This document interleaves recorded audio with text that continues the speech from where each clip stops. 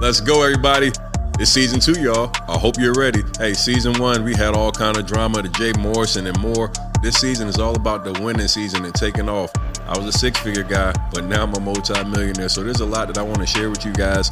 All in season 2. It's all about winning. It's all about showing you the way, the steps, how I did it. Quite frankly, you can do it too.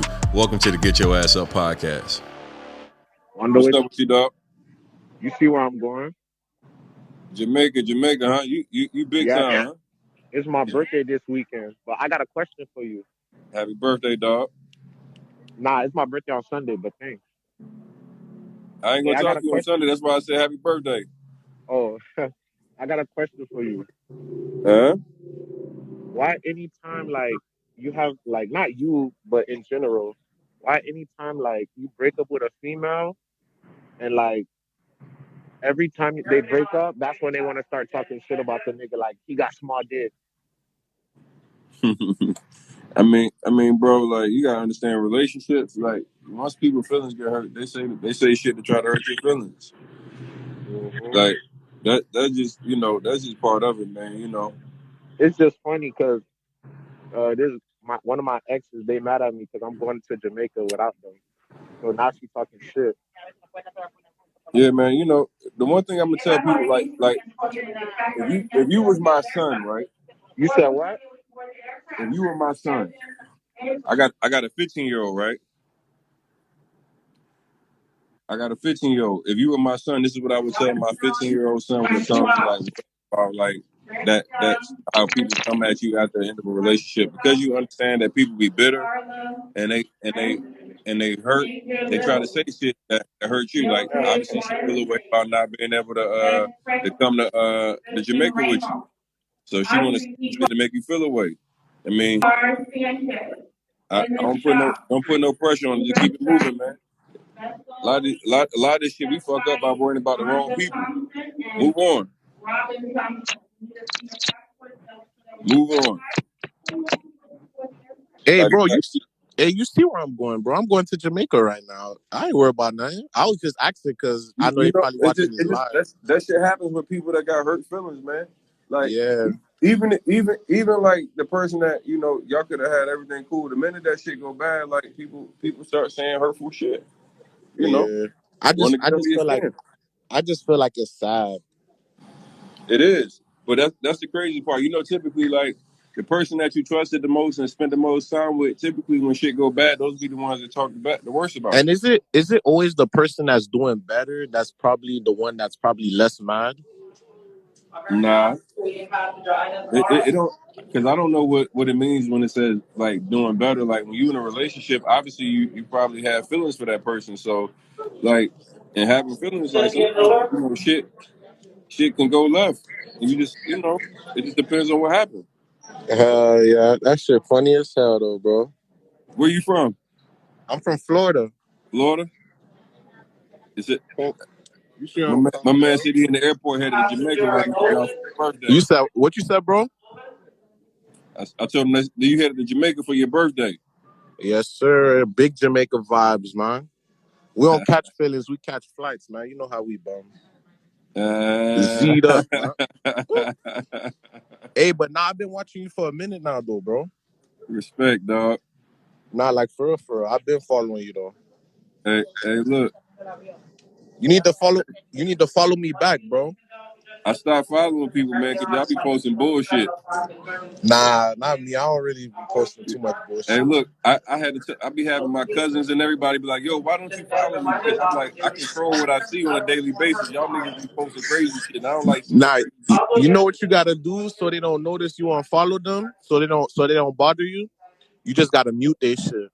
If I mute you, I'm not going to follow you. That's on God. Like, if I got to go through all that, I'm not following you. Oh yeah, I feel you. Hey, look, one thing about it, like, the shit that you consume, like, consumes you, man. You Sometimes I got be taking like 3 month breaks off social media. See, it's not about taking breaks on social media. It's about understanding how to properly use social media. 95% of the people that's on social media don't use social media properly. Uh-huh. That's the reality. That's true. Like, yo, I don't use social media unless I'm giving value or like consuming something that provides value to me. That's it. I'm not in here for the dumb shit. Mhm. Like a lot of people get on social media, they're not making no money, they're not doing nothing. They just consuming poison. They're consuming other people's content. Like Mhm. You ain't lying, bro. It makes sense, bro. You ain't lying. I'm telling you, bro, I unfollowed a lot of people, man. I used to follow like 800, something 900 people. Like now when I look, it's only like people that I fuck with. What's up, Ralph? Mm-hmm. Like like most of the time, it's just really it's either people I really fuck with or like people that it's content I want to consume. So True. make sure you control what you're looking at, man. Like that should impact your Mhm. day. Hell yeah, you ain't lying, man. What type of accounts you follow? Like I don't like I'm into podcasts, so I be watching like a lot of I be following like a lot of podcast people like No Jumper, $1 million worth of game. What else? Who else podcast? Charlemagne podcast, Brilliant Idiots. All of that. Like them people, them type of people. Yeah, it's really, man. What you consume is key, for real. I'm gonna take that in, bro. I appreciate the advice. Hey, enjoy your birthday, man. Be safe in Jamaica, dog. All right, bro. All right, peace. Good morning, everybody. Good morning. Morning. How you doing? Good. Did you mean to come in here? Or was that a mistake? You look like you got that face like, oh shit, I didn't know I was in here. Actually, I didn't know. Yeah, I know. I didn't seen that old shit face like. How you doing? I'm good. I'm good. Actually, Where doing good today. where you tuning in from? New York. New York. Hey, New York is literally my biggest following. It's crazy. What what is it about the New York people? What made you follow my page? Well, I like. I actually like your realness and your motivation, and I just like. Um, I started following you a little more when you started dating, Nicole. She's amazing. So my lady secured the spot here. That's good. Yeah, Yeah, that's yeah. what's. I She's mean, I got a amazing. crazy New York following. It's like my biggest following is New York. It's crazy. Well, we love you out here, so maybe you should come up more often. I know. She like New York. I ain't gonna lie. Like Nicole is a huge fan of New York. She wants to live in New York. I don't like New York. New York, and I'm gonna tell you why. I grew up in North Philly, right? Oh, So it reminds me so much of being like home. I don't. okay. I I want to be away from that stuff. I want to be around some water. I want to be around like some like I just like I don't want to be but I come visit and do all that type stuff. But like I can't like living there. I got to work on that part. Yeah, you can. You have to. But Yeah, hey, traffic is crazy in New York. Oh my god! no, we Like just know how to drive. Nobody, we just know how to y'all drive. don't know how to drive. All y'all cars look like bumper cars. It's all like the sides is dented up and Yes, like, I'm like, because we have to like it's so much and it's like it's tight, so we have to like oh, maneuver. and speaking of that, fuck. Why didn't the people in Florida tell me that I'm so mad? I'm gonna curse out all my people from Florida. I'm gonna make a video on y'all today. So in Florida, first off, they can't drive for shit. Like Florida has some of the worst driving I've ever seen in my life. They'll cut you off. Like I mean, like I've almost been hit like at least 7 or 8 times since I've been here in 6 months. They do Like that no in lie. Jersey too. Like they just cannot drive. But then, like like in Miami, for example, like when you get on the highway, they got the Yeah. express lane. So the express lane is on the far left, right? You know how the express lane work, and then like then they got like 4 lanes of traffic or 3 or 4 lanes of traffic that like is always kind of like super slow standstill traffic. Yeah. All right, so I'm in the Lambo truck. I'm like, all right, I'm gonna hop over in the express lane. My exit was like 14 miles away, so I'm Yeah. in the express lane. All right, I'm gone. Yeah, because then I you're mean, supposed to be moving. I'm moving. I'm in the express lane, and then I realized as I'm in the express lane, it's like these little orange cones all the way up and down the highway. So You can't even get over Oh, wow. once you in the express lane. It's like you just stuck in this bitch. Like for infinity. Like literally, it's just like these orange cones all the way down the damn highway. So 2 days ago, I seen this girl on IG. She was like, "Yeah, I was in Miami. Nobody told me that, the exits. You gonna miss your exit if you get in the damn Express lane. expressway." So somebody was like, "Nah, you just drive over the cones." What? They That's was like, yeah. crazy. They was like, That's "Yeah, a fuck whole that. accident there. You just drive over the cones." So I'm driving down the expressway. I see my exit coming up in like 2 miles, and there's nothing but orange cones. So what do you do? I look over, I'm like, fuck. All right, so I pass my exit, keep going straight, and I realize, for as far as I can see, it's still nothing but orange cones. That sounds like one of the HOV lanes in New York. So I'm like, I seen the pickup truck slide across. I like, Yeah. all right, cool. Maybe you can drive across this bitch. I go and take my stupid ass and drive across the bitch. The state trooper stopped you.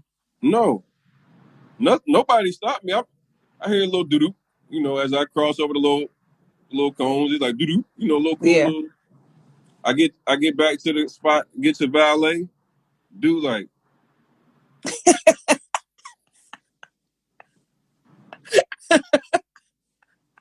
bro, did you see the front of your car? Oh, wow. Wow. That was an expensive cost. But we don't do that in New York, though. So maybe you should try us out. Oh no, New York, my shit gonna look like that anyway because it's gonna be y'all be driving like bumper cars out there. No, it only looks like that if you park on the street. Parking is what kills your car. Driving, no. The parking is. I You get a said, garage, you'll be fine. no, the cone wasn't stuck on there, but it cracked a piece of my front fender, and I'm pissed about it. So I kind of laughed it off. You know how you do some dumb shit, and then Yeah, well, you live and you learn, you know? You have to you learn from your experiences. you do some dumb shit, and you be like, I just did some dumb ass shit, and I knew better than that. I was so mad. I called Nicole. I'm like, babe, you know how you want to be mad at something, and then you realize that you listen to a nigga from social media.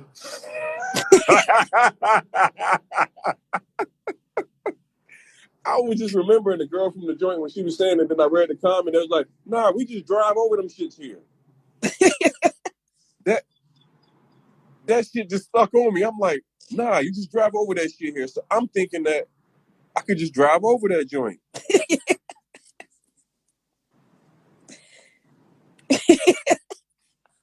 I felt like the ultimate dickhead. I was like, oh my God, I just fucking tore up Wrecked my your car. car. Yes. Lesson learned. Next time, stay in those long lines. Nah, next time you got to drive slow over that shit. Nobody told me that you got to go slow. They didn't give me all the directions. They left that part out in the fucking directions. They left that part out. It's okay. Next time, you know. Now you know for next time. Man, I'm sitting there. When the valet dude came up to me, I'm like, I heard the little doo-doo. I'm just thinking that it was just like a little cone. So I'm thinking plastic shit. It's like, no harm, no Stop foul. and you're dragging it. Yeah. I look at the front of my shit. I'm like,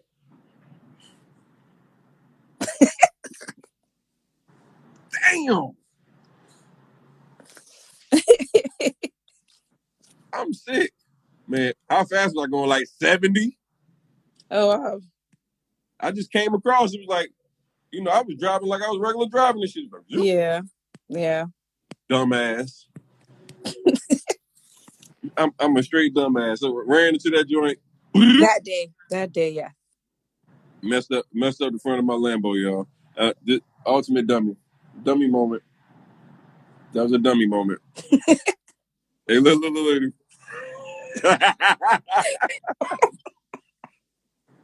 Yo, I'm an ultimate dumbass. I didn't know that you were supposed to go like. I mean, it was traffic coming. How you, when the traffic is coming, man? How you supposed to slow down?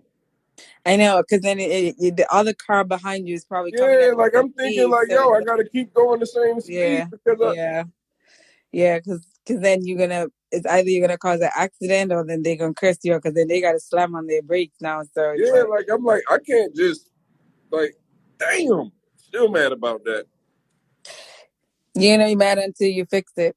Because every time you see it, you're gonna be mad. How much damage is it? I'm gonna post a video with it today because it was really funny to me. Like I mean, like at the end of the day, it is what it is. Because it's I don't know. I would say it's gonna probably cost me a few thousand for sure, just because of what I mean. Like I just Because can't of what imagine. car it is. Yeah, that, my homie was like, "Nigga, that shit gonna be 20,000." I was like, "No, the fuck it ain't." So That's a whole car. well, the car is expensive, so it's like I don't know, but if it's too high, I'm putting on my insurance and say fuck it. Then it's gonna go up.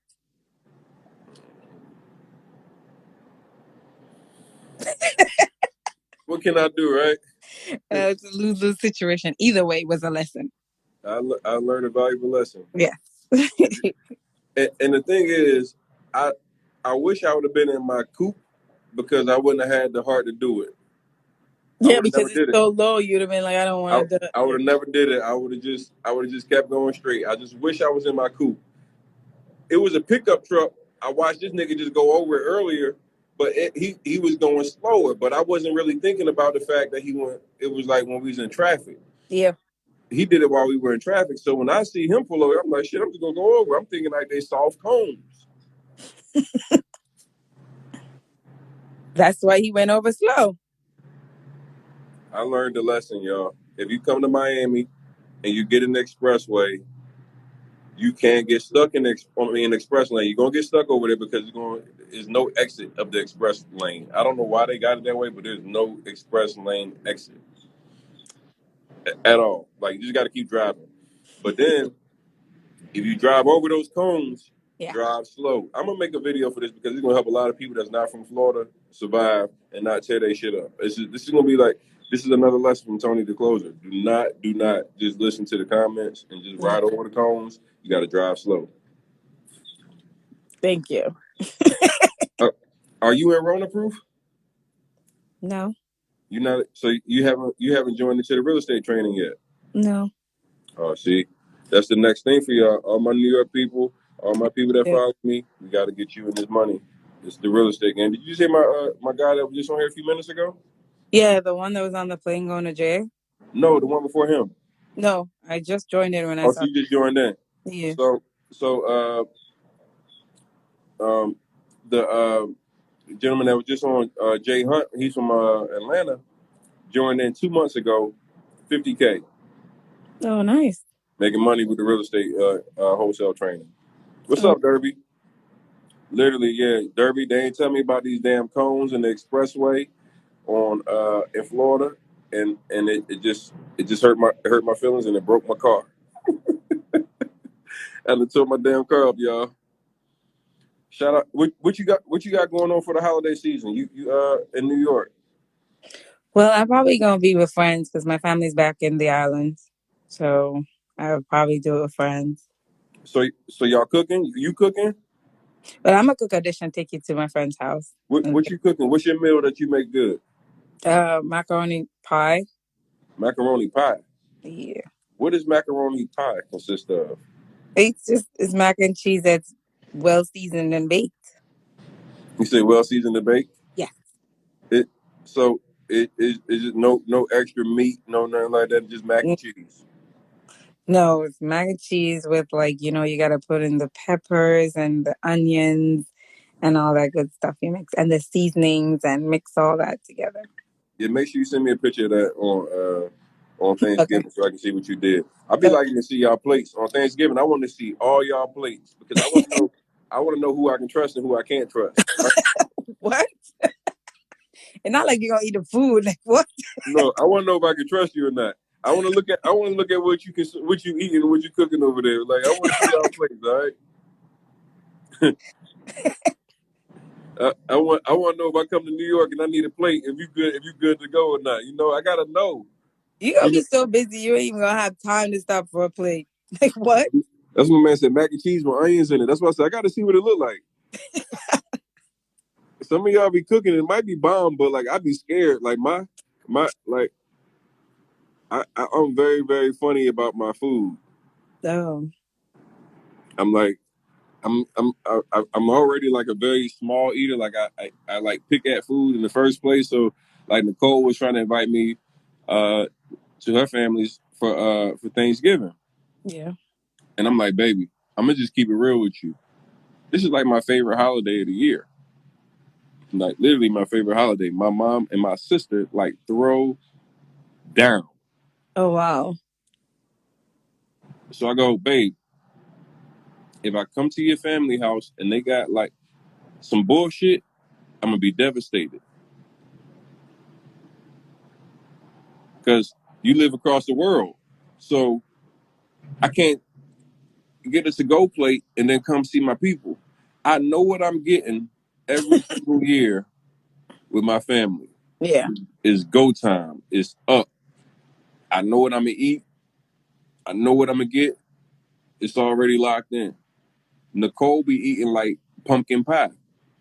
I said, Nicole, that's very fucking white.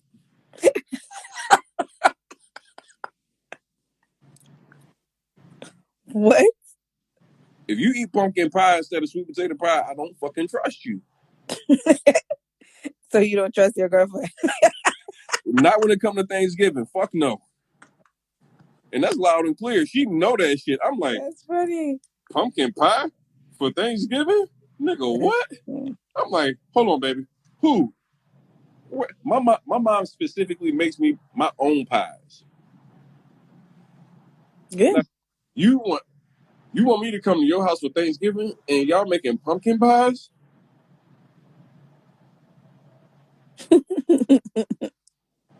It's what they do. You want me to give up It's their tradition. my my motherfucker my mom made me multiple pies. It's their And tradition. my baby eat pumpkin. When she told me that, I was like, hold on. I said, babe, I love you. I love it, Mom Dukes. All of my, I know holiday season is important to everybody, but please understand me when I tell you this. If y'all mess up Thanksgiving,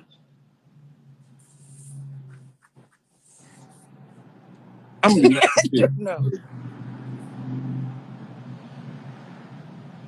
I don't know. You never Hey, know. Keep an open mind. oh yeah, I definitely eat the whole sweet potato pie. Like they know. Keep an open mind. And just in case, bring one of your mom's sweet potato pie. Just in case. You said, so the plan is, I gotta. What about the rest of the food? You were more concerned about the sweet potato pie than anything else. No, that's like the sweet potato pie is like what I'm gonna eat for like 3 days straight. Let's be clear. Like I'm gonna eat that Okay. 3 days straight. But the way my sister cooked, like the mac and cheese and the greens and the yams, and when they mix, her shit is magical. You know, like when hers mix together, like everybody's shit not magical when they hit. You know, because we already know when greens, mac and cheese, and yams hit together, when they all combine on Yeah. that fork, hit that shit, it hit you in your neck. Like, like like it hit you, get that little, it tense me up right there in my neck. Yeah. If I don't if I if I don't get that, I like it's almost like my weed. I need it. Yeah. It's once in a year. I get it. So now being in a relationship, I got to compromise, right? And her face was so sad yesterday when I was like, babe, like real shit, I can't come. And she was like, my mom's gonna be so sad. Her bottom lip jiggled. She's like, my mom's gonna be so sad. You know she's watching, right? And I'm sitting there like this. Y'all eat, babe, you like pumpkin pie. Like, black people and pumpkin pie. I never heard that at my house. Like I live with white people growing up, and I know they have pumpkin pie, and they Thanksgivings be a little bit different. The turkey be a little different. Like it's just different taste. Everything's different. It's just a whole different joint. So like I'm not even big on holidays because like most of the time I got to spend a lot of money. But on Thanksgiving I don't. Yeah. This is my favorite holiday. I just get to fucking eat and watch football. Sounds good. But now I gotta make a decision if I'm gonna have her with the Winfrey face or Just I'm get a gonna have to plate. suffer. Bring a plate. Hide it, just in case. But I can't bring a plate because my family live in North Carolina. Her family Oh. live in LA. Oh. Oh. Damn. Yeah, that's my problem. See, now you're getting it. Now Oh it's wow. making sense. See, if we lived in the same place, it's cool. Yeah. So what I need is I'm gonna need my LA people. I'm gonna need my LA followers to tap in with me because I need y'all to show me what y'all cooking pre-Thanksgiving because just in case it don't go well, Yeah. I need a backup plan. Sounds fair. I need a backup plan because she like pumpkin pie. Get over it.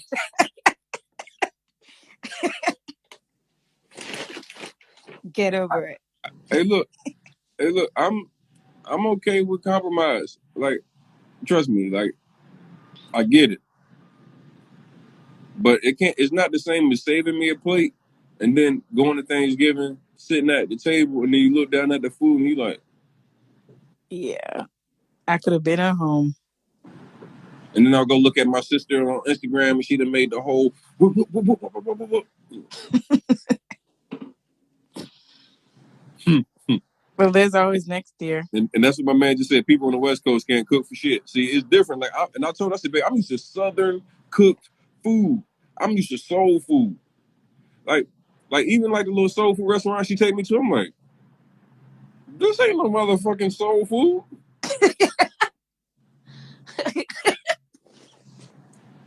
I'm like, this ain't that. Like, you in New York, see, like, it's certain places that we know how to, like, New York, Philly, Jersey, like that strip, DC. Yeah. Motherfuckers know how to cook that soul food.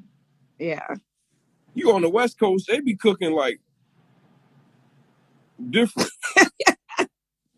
They eat different. They healthy eating. They worried about their sugar. All we ain't like we ain't worried about diabetes or nothing for Thanksgiving. Like Nah, nobody is. It's like, not for Thanksgiving. because you know what you're about to do. You make room for that. Hello. I hear that. You make room for that day. Whew.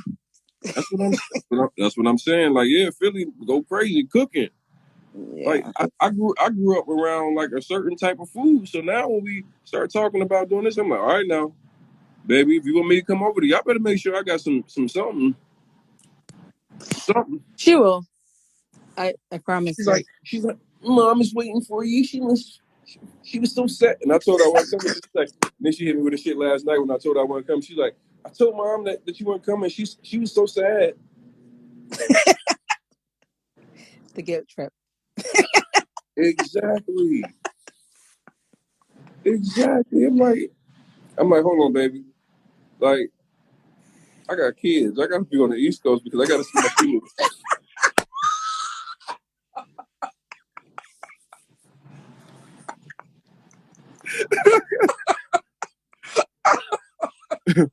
Hey, I cannot. hey, baby, I got kids. Tell Mom I got my kids and I can't. I can't. That's crazy, Rennie. hey, you gotta be prepared. Hey. You gotta be ready to go because listen, it's an expectation that comes along with this stuff.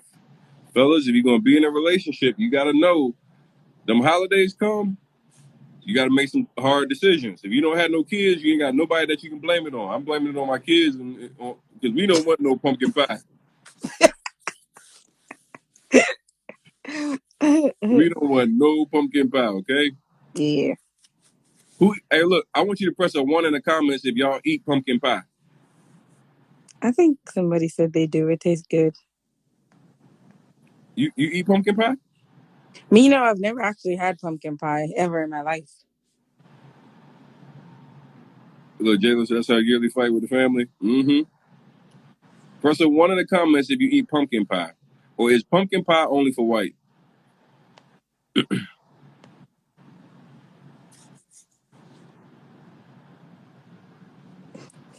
Just keep an open mind and have the pumpkin pie and stop stressing about it. Look, you see what they're saying? That's a white thing. Man said fake a seizure. Hell no, they make them have a heart attack. That's crazy. See, I haven't seen one person that say yeah. They say Caucasians only. Pumpkin is for white people. Yeah, I saw that one. I was like, that's funny. That's funny. Hey, y'all crazy. Yeah. I appreciate you joining this morning. You have a good day, okay? You too. Thank you. Happy Nice holidays. meeting you. Same to you. Bye-bye. Denisha, we done I had Denisha and she's like, Lord, I wasn't even supposed to be in here. Tony, What's up, Meek? How are you? what's going on? Good, how are you? I'm doing well. How's it going, man? What's up, brother? I'm right yourself. Good, how are you? Not bad, man. On my way to do some work. Doing that work this morning. Hey, Yes, do sir. either one of y'all eat pumpkin pie? Hell no, I'm from Philly. You know I ain't eat no pumpkin pie. You said that's a hell no, huh? Hell no. Who eats pumpkin pie? You gotta probably introduce them to sweet potato pie. See, even like Nicole, we go out, she like, ooh, oh baby, this place over here has pumpkin pancakes. I'm like, What? I was like, baby, that sounds very white of you right there. I've never heard anybody in my life get excited about pumpkin pancakes. I'm like, holy shit, Hey like yo, Tony. I said in the chat that sounds very get out ish. get out of You shit. know,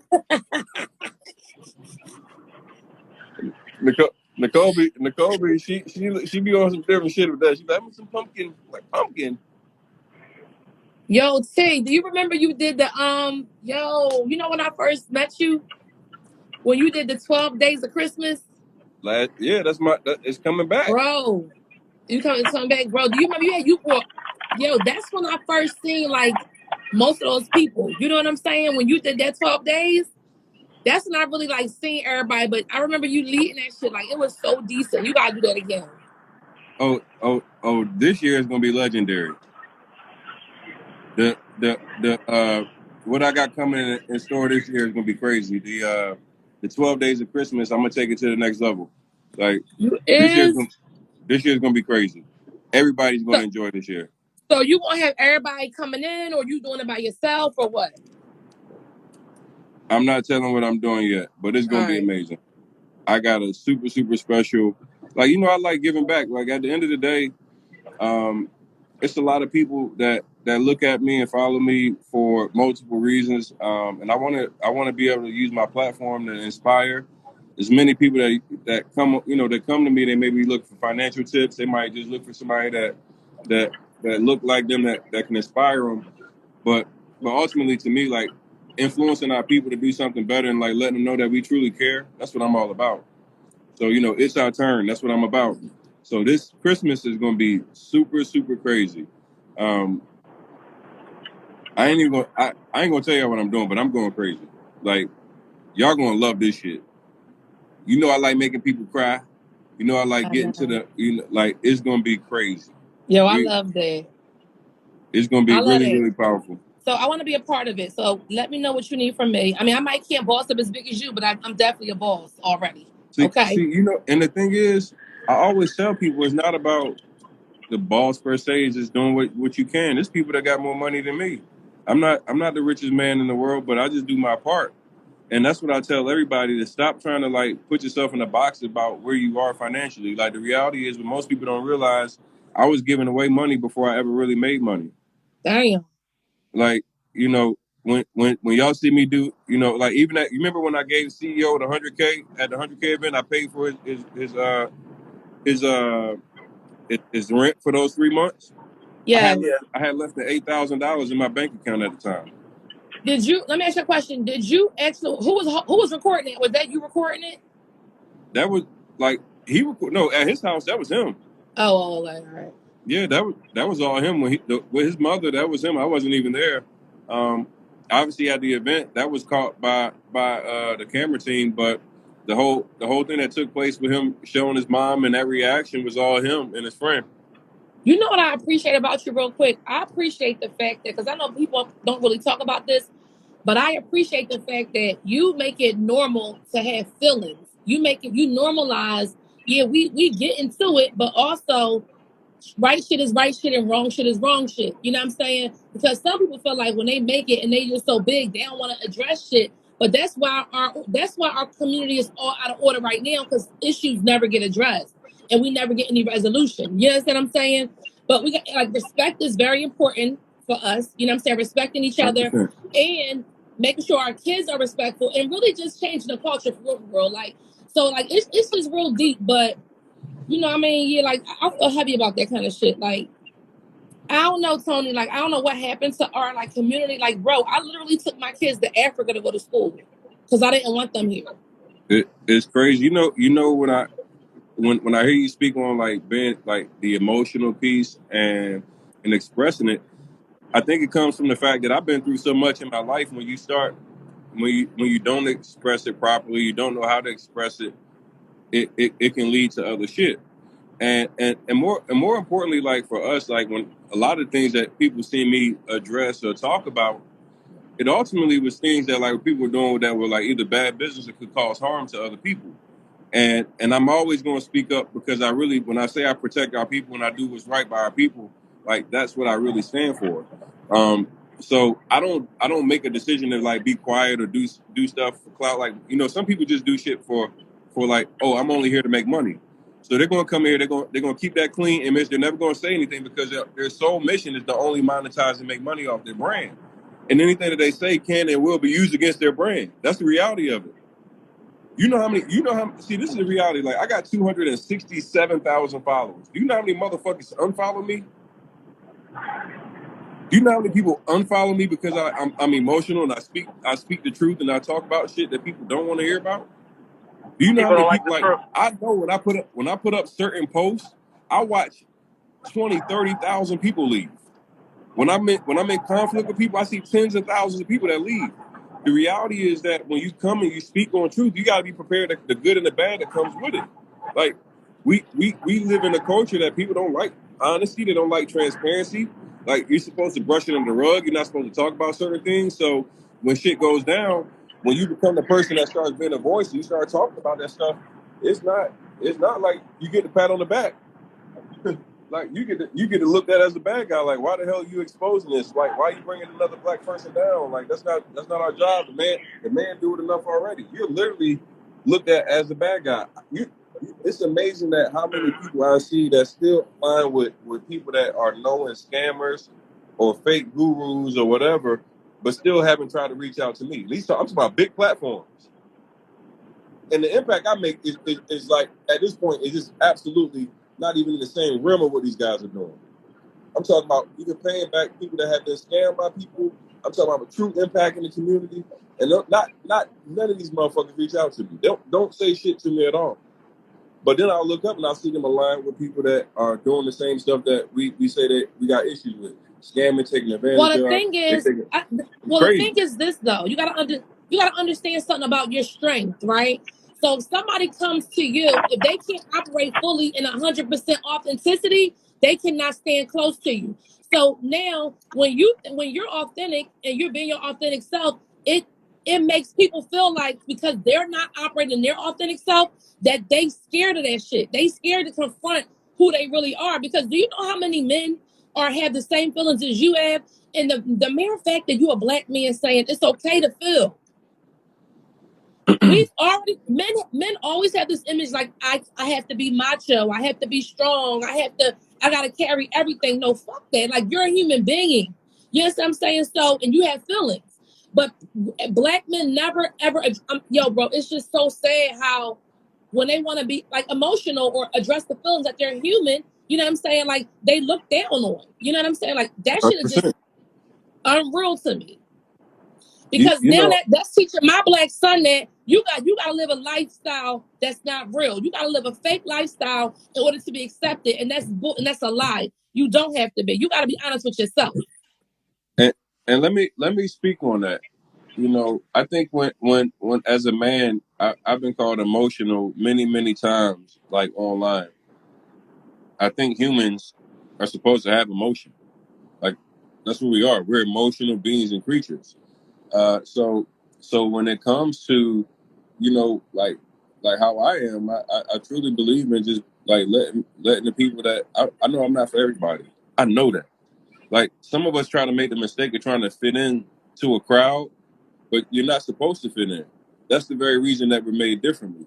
And there's a group of people that will always be attracted to the people that align like them. So we got to stop trying to be for everybody and just worry about being your authentic self. And then the right people will always surround you. The right things will always come around Facts. to you. Um, and that's Facts. where I am at this place in my life. I want everybody to really understand. Stop trying to fit in. You know, I see people all the time talk about how, social media and all these different things. Like, hey, we let these things guide how we operate in life versus being yourself and just letting the shit on social media that resonates and works in your life be there. The other stuff, man, you don't Yo, you don't bro, focus on. yo, bro. I was so like, right. Let me just talk about something that we don't really even people don't even see, right? When I looked at you, right, and I looked at your life, and I looked at what you was doing and your business and all that, and I just watched you, I was like, yo, like this nigga is real. Like this shit don't get no more heavy than this. Like the mere fact that you said, bro, I'ma carry this bill and I'm trusting in you that you going we doing this together and a motherfucker dropped the ball. Yeah, no. Like, and you still rolling, that shows that kind of character, that shit is unheard of. Like, it's not out here. And then when I think about you again, I'm thinking like, yo, bro, you really got a whole father. You know niggas ain't seen a father all their lives. I'm talking You about niggas been born and ain't never had no dad in their life.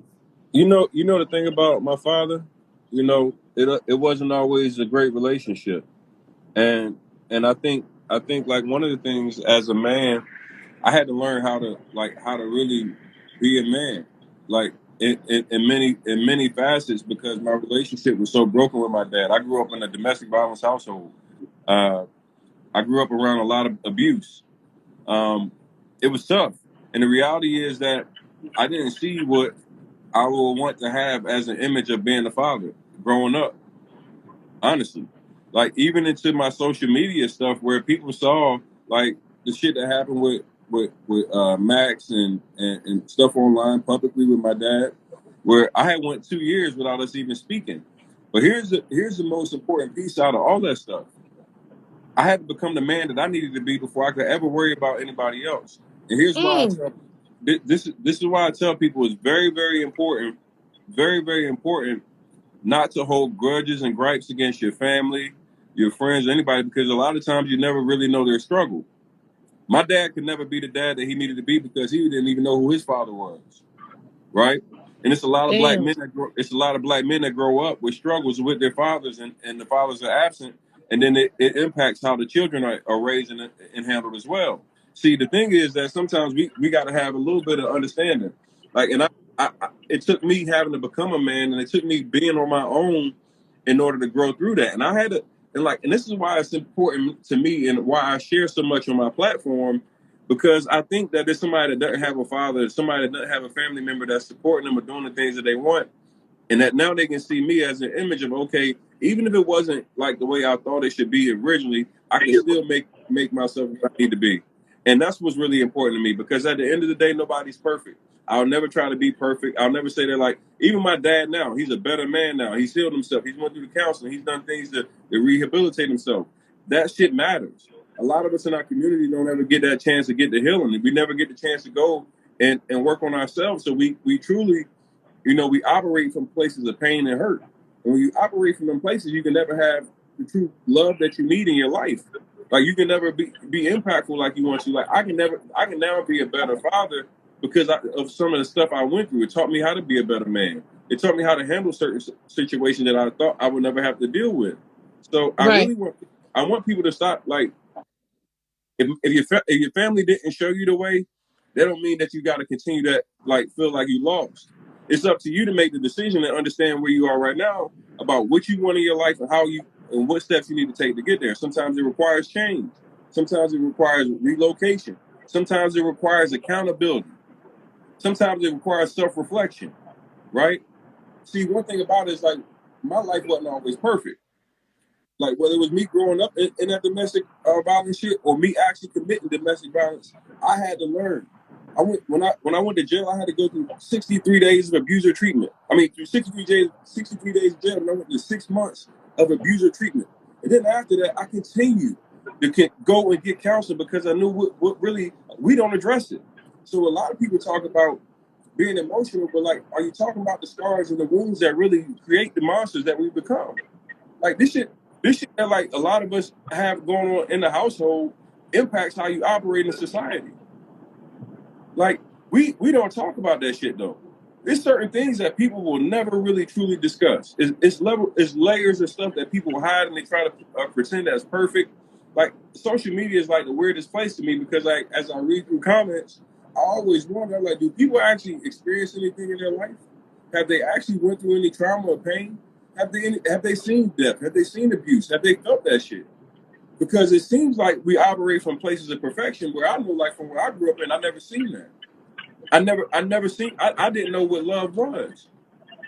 Like if somebody told me up until like recently what love even looked like, I couldn't give you a true definition. Right? We all operate from like this place of like knowing and like judging, but we really don't know shit. We're really judgmental on things that most of us only operate from a perspective of ignorance. Because most of us, if you haven't experienced it, you'll never understand it.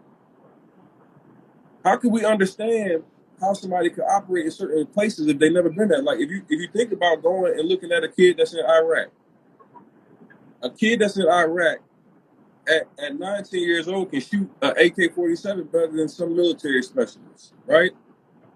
Facts. He has now been trained. He's now been trained and desensitized to things that most 9-year-olds will never experience, other than in a video game. His life and how he knows it and how he operates for the rest of his life is going to be completely different from how most of us operate. That's his environment. When you grow up in North Philly, right? Like I did. I grew up in North Philly. I grew up like in the shit. Crack vials all over the place. I mean, all of it. Marshall Street. I'm in it. Like in it. What I realize as I go back home, as I look at the people that are still in that area, the main thing that we struggle with is understanding like how to separate what's right and wrong because you are a victim of your circumstances. How we now start justifying and normalizing bad behavior because of our circumstances and our environment. We got a lot of people right now that like we got these codes that we talk about, street code. We got like you see what happened with this young Dolph Yeah, situation. I seen it. Yeah, I seen it. We got literal people that glamorize murdering in our community. Like how many artists that are coming out right now in the hip hop culture that all they talk about is guns and killing people that look like us? Like that shit in itself, like to me, like as I start thinking about it, I'm like, yo, we allow these young niggas to come in here and all these people to start pushing this bullshit right into our kids. Like I started listening to what my kid was listening to, and I'm like,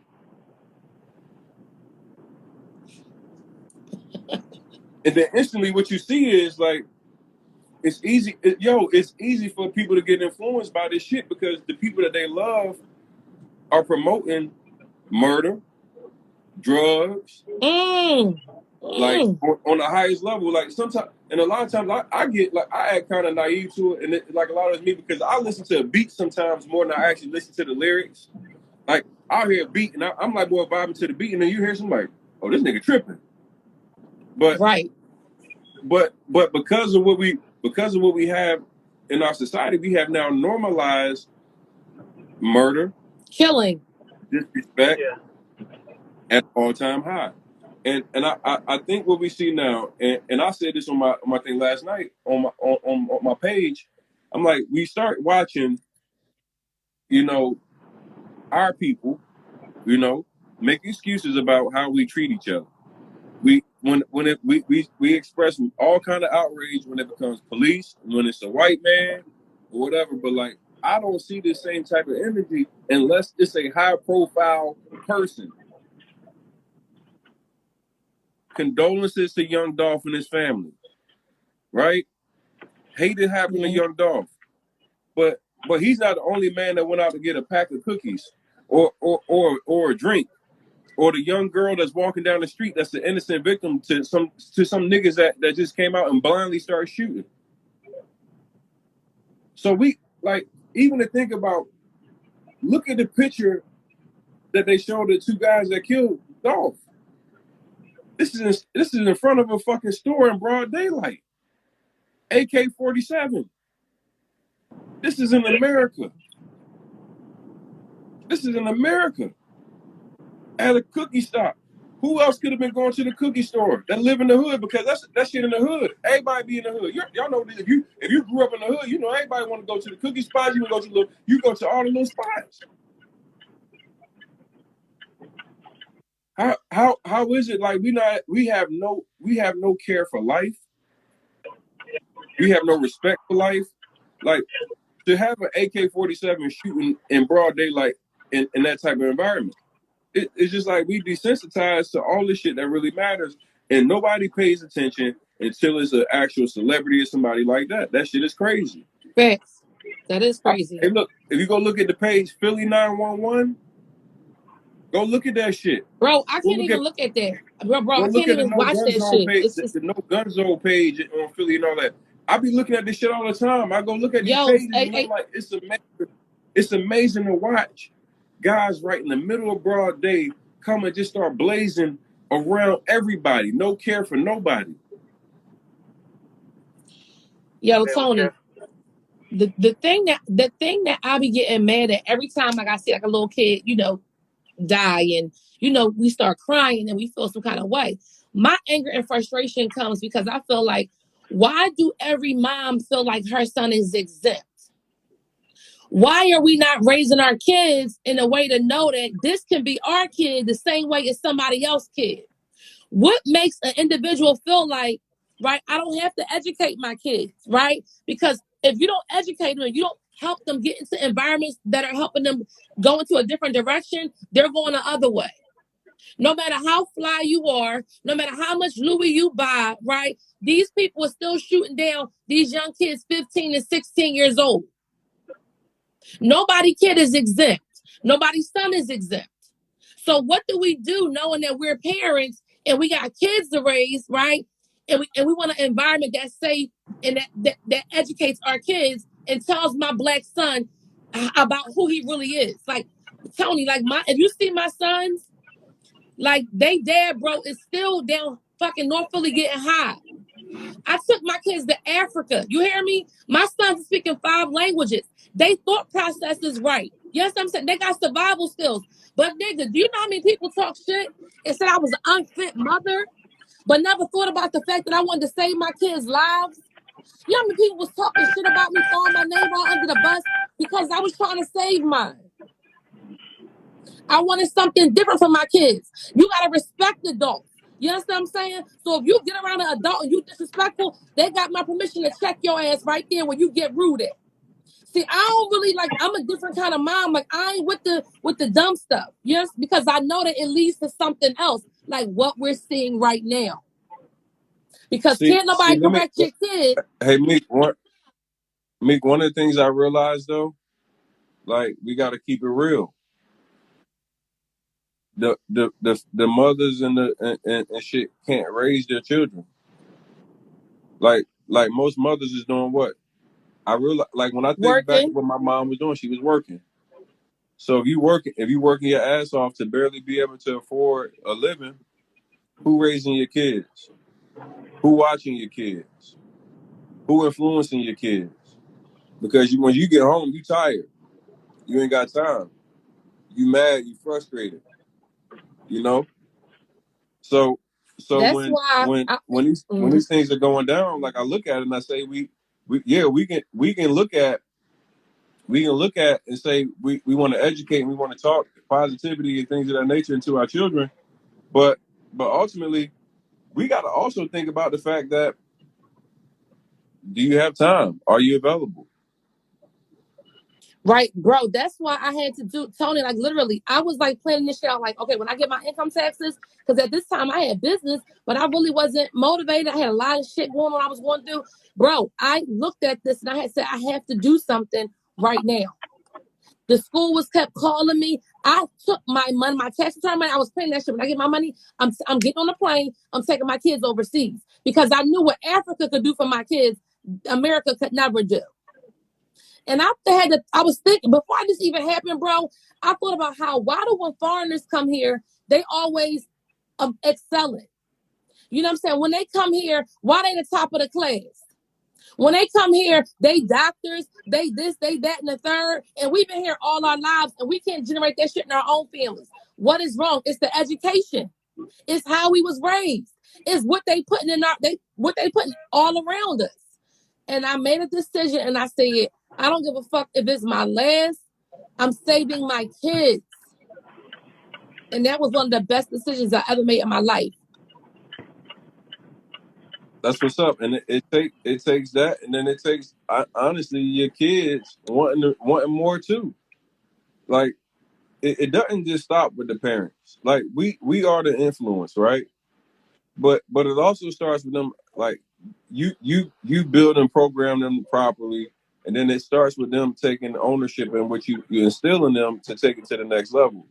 Like and to really go out here and want to do something positive for themselves. Like you still got to have that drive within you. You got to still be conscious of your decision making, and it's like it's a challenge because what's pumped in front of us, right? They it Yep. No matter how good you are, how much positivity you post in front of your children are going to ultimately still have to be without you. Like the minute that you walk away from Yes. them, they start having to make decisions on their own. They start having to be, the adult. The minute that you're not in their sight, they make adult decisions. And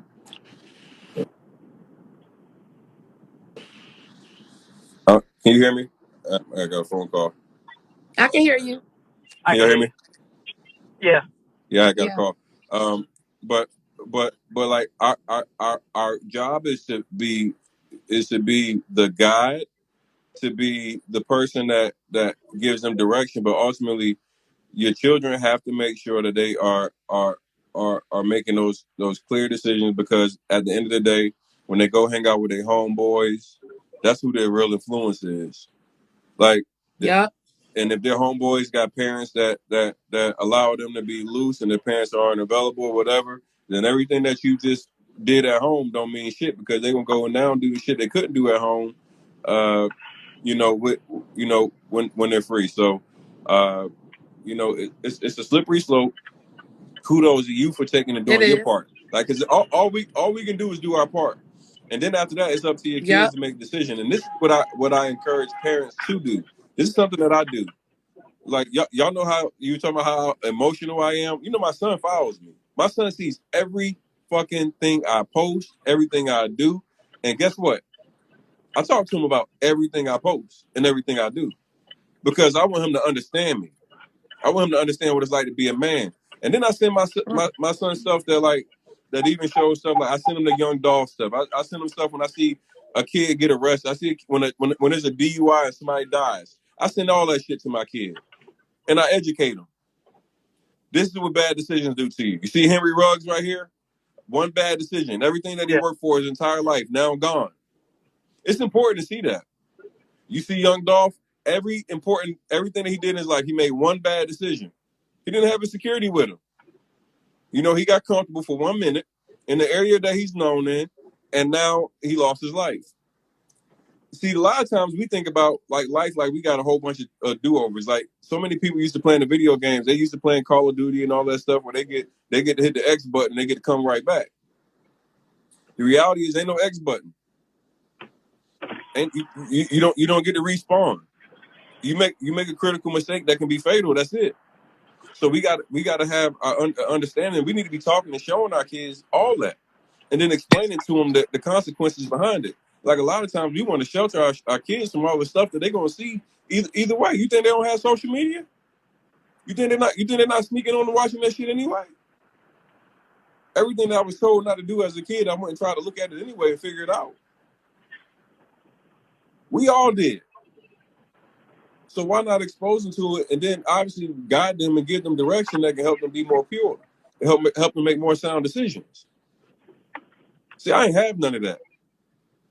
Like I didn't have that. I just had the shit beat out of me. So when you get the shit beat out of you, you just like I don't know. I mean, like I just did something wrong, but like there's no guide. Like, and that's what most of us been brought up on is like slavery mentality and slavery tactics. Yeah. Let me whip the shit out of you. Let me whip the shit out of you. That's going to teach you the lesson. That'll get you right. Wow. That's what we do. My grandma beat the pure fuck out of everybody. Hey, look, everybody got their ass whooped. Everybody, I mean, whoop everybody's ass. But guess what? But look You're not at the adult you you're became not, today. no, I ain't talking about me. I'm talking about if you look at most of the percentage of my family that grew up in that household, they're not doing well. Life circumstances, all kind of shit, just not there. Our upbringing has a major impact on the shit that we do. That shit don't impact That's a nothing. fact. That's true. It don't impact nothing. It brings on the negative connotation of how you view shit. It puts a negative way of how you view the people that's supposed to love you. That's what it brings. Like, you know, when my dad was beating the shit out of me, it made me hate him. I wanted to kill him. That was what I experienced when somebody inflicts trauma on you. You don't want no motherfucking. You ain't learning no lesson. You learning hate.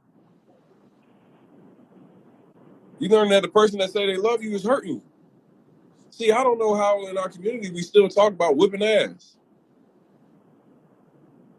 We talk about Because that's whipping what we know. ass. That's called Wait. slavery. That's what slavery Wait, was. That's so what wait slavery though. pushed into us.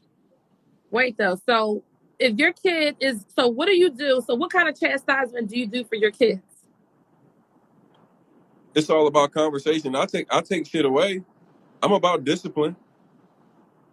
They lose privileges. They like, yo, but me beating the shit out of him, I got 2 boys.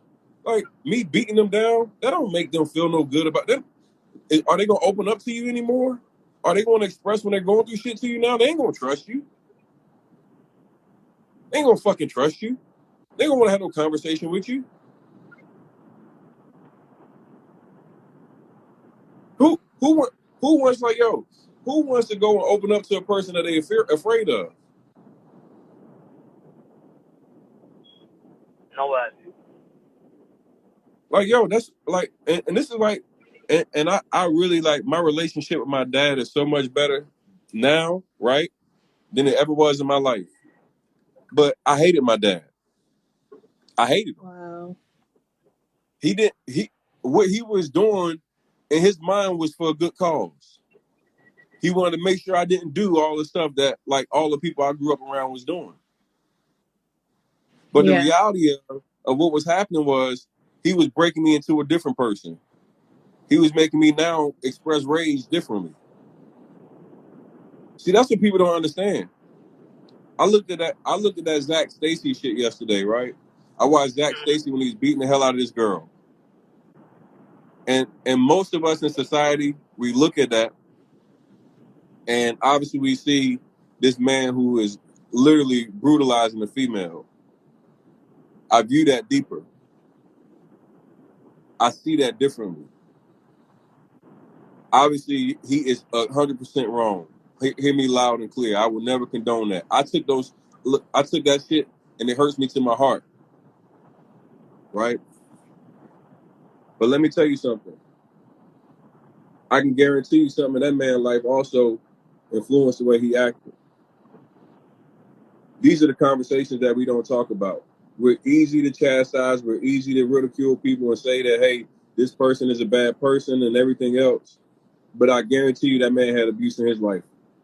I guarantee you that's part of what he grew up around. Like, a normal person that knows how to express their hurt and their trauma don't operate that way. But this is the shit that is like most of us is too big for us to even be real about and talk about. We don't we just want to say, oh, this person is an animal. He did this, that, and the third, he's an animal. And he did in something that, like, yo, it's wrong as fuck. But how many black men grow up in households of abuse where whipping and kicking the shit out of somebody is the only way that they talk about, and then they whoop you and say, I love you. How many of y'all got y'all ass whooping at the end of the ass whooping, somebody tell you they love you? See, this is the shit, like, y'all watch him say that shit on that video. At the end, he said, I love you. I didn't hear that, but damn, that's crazy. How many times you got your ass whooped as a child or whatever, and that family member said, I love you after whipping the shit out of you? Damn. This is what we do in the black community. This is what we do. I don't agree with the fuck he did at all. Completely wrong. But I sat in that abusive treatment. I've been in there with so many people with so many similar stories. Like, most of us don't understand how deep this shit really is. When I got out of jail in 2017, I had to do 63 days in jail, then 6 months of that abusive treatment program. When you're sitting there for 6 months and you watch people come in and out and you hear the similarities of life trauma that so many people go through that's unresolved from the same exact type of shit. You think that you can beat somebody into understanding. You think you can beat a kid into being a better person and then tell them you love them.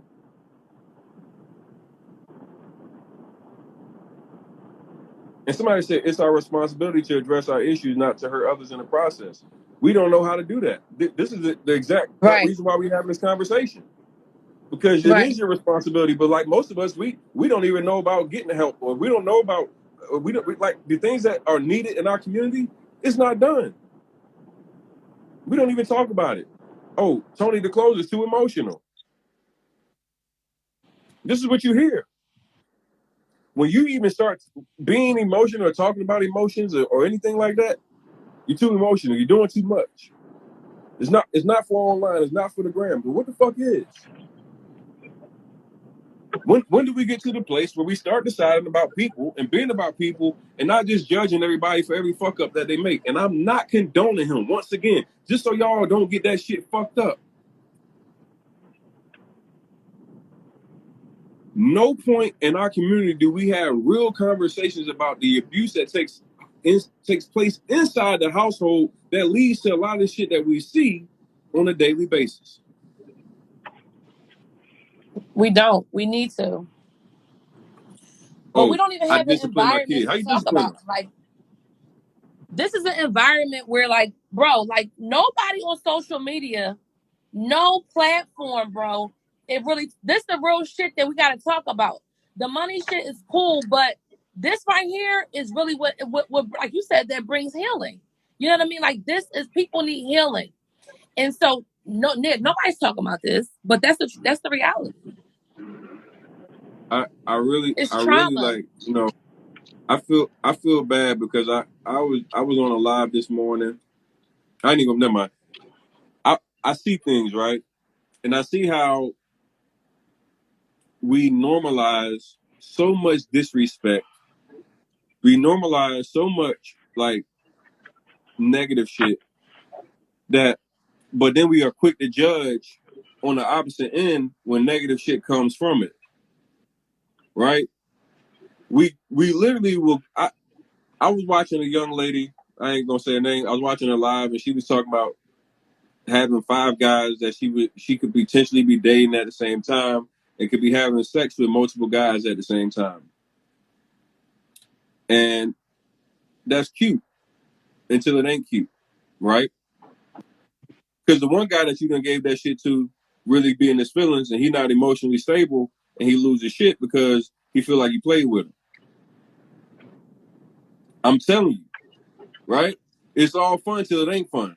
It's all cool till it ain't cool. It's your body. You can do whatever you want to with it. But when you start involving other people, Facts. when you start involving other people and their emotions, and you don't take that into account, that's where shit go left. Facts. I don't Yeah. look. I don't care what your opinion is about what I'm about to say, but like if you deal with somebody and you don't care about their feelings enough to be transparent about how you operating, then what comes of that is your fault. Because we always be Great. blaming like the person that goes off and goes on a tangent and loses mind, but we never really look at the person that's also like a culprit in that shit. Because we don't look at what triggered them in the first What place. Hey like yo, hey yo, I ain't even gonna lie, right? When I seen the video with the dude, what's his name who threw the girl against the TV? What's his Zach name again? Stacy, Zach Yeah, Stacy. Zach Stacy. Yo, wallahi, like when I seen that, yo, bro, immediately I said, yo, sis, what did you do? Like, I didn't even listen, right? A part of me said, right, that black, the black part was like, wait a minute, because why would what happened? And something happened here, right? So I know that what he did was wrong, right? But like we say, we always judging somebody before we have like the whole story. You know what I'm saying? And he may not be emotionally stable. And like you said, he probably had some trauma and some history and some things happening going on with him. But it's like we are always quick to judge somebody just based off of a reaction and like not understanding who they are and what they come from and or their own trauma. You know what I mean? Hey, So listen, I'm never judging nobody. I'm never judging nobody. Let me be perfectly clear. That lady ain't deserve that. Like nobody deserves abuse. We got to find ways to really be able to like handle our hurt and our trauma so we don't go hurt other people. But when I look at how little we really like to address real life issues, we do not like to talk about the uncomfortable shit. Like Zach Stacy, what he did was straight brutal. That was animal-like behavior. yeah, that was Period. definitely Animal-like behavior. It's unacceptable. I want to get to like the deeper piece, like where we can start using information like this to educate the youth, like how we start talking about ways to properly channel your anger so you're not going out here and losing up everything that you work for. Because let's face it, that brother, I don't know him from nobody. I don't know nothing about him. But to be able to make it to a professional athlete of any caliber, you had to have some discipline, you had to have some drive and everything else. But something went wrong down the line where he didn't know how to handle his trauma. So many black men, we don't know how to handle our trauma. We don't know how to handle our frustration. We go into rages. Like we go into rages, man. I've been in those rages. I'm one of them people that I will lose my shit. I know that. I know me. Some people don't know themselves well enough to know how to like know your cues, know your triggers, and know when you got to exit a situation. Like it's important for my black men out here. Like let me tell y'all something. You ain't perfect, bro. You're never gonna be perfect, but you gotta understand and learn your triggers. You gotta understand when you gotta separate yourself from out of a situation. It's okay to fucking walk away. Because at the end of the day, brother, let me tell you something. They only gonna judge you from your mistake that you made, not all the good that you ever had or the things that you did positive. You will only be facts. remembered for the fuck ups. And I want people to start learning, like, and that's what I had to learn. I had to learn, like, ooh, I can't take this type of shit. All right, so I can't surround myself around that.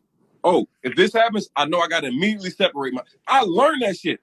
Like even to this day, right fucking now, certain shit is up. It's up, and it's just me. I know that. So if it's certain situations for me, I'm gonna immediately remove myself. But we gotta have conversations where guys understand that. Bro, it's okay to fucking walk away. Like, you know how many people laugh when I talked about that whole Meek Mill situation? They like, yo, Meek fuck my bitch, and everybody was laughing. They was like, I made myself the joke, right? I got $1 million worth of game, and I told everybody, Meek Mill fuck my bitch, and I'm not talking about Nicole. Y'all be perfectly fucking clear, okay? All right. You niggas be playing with me.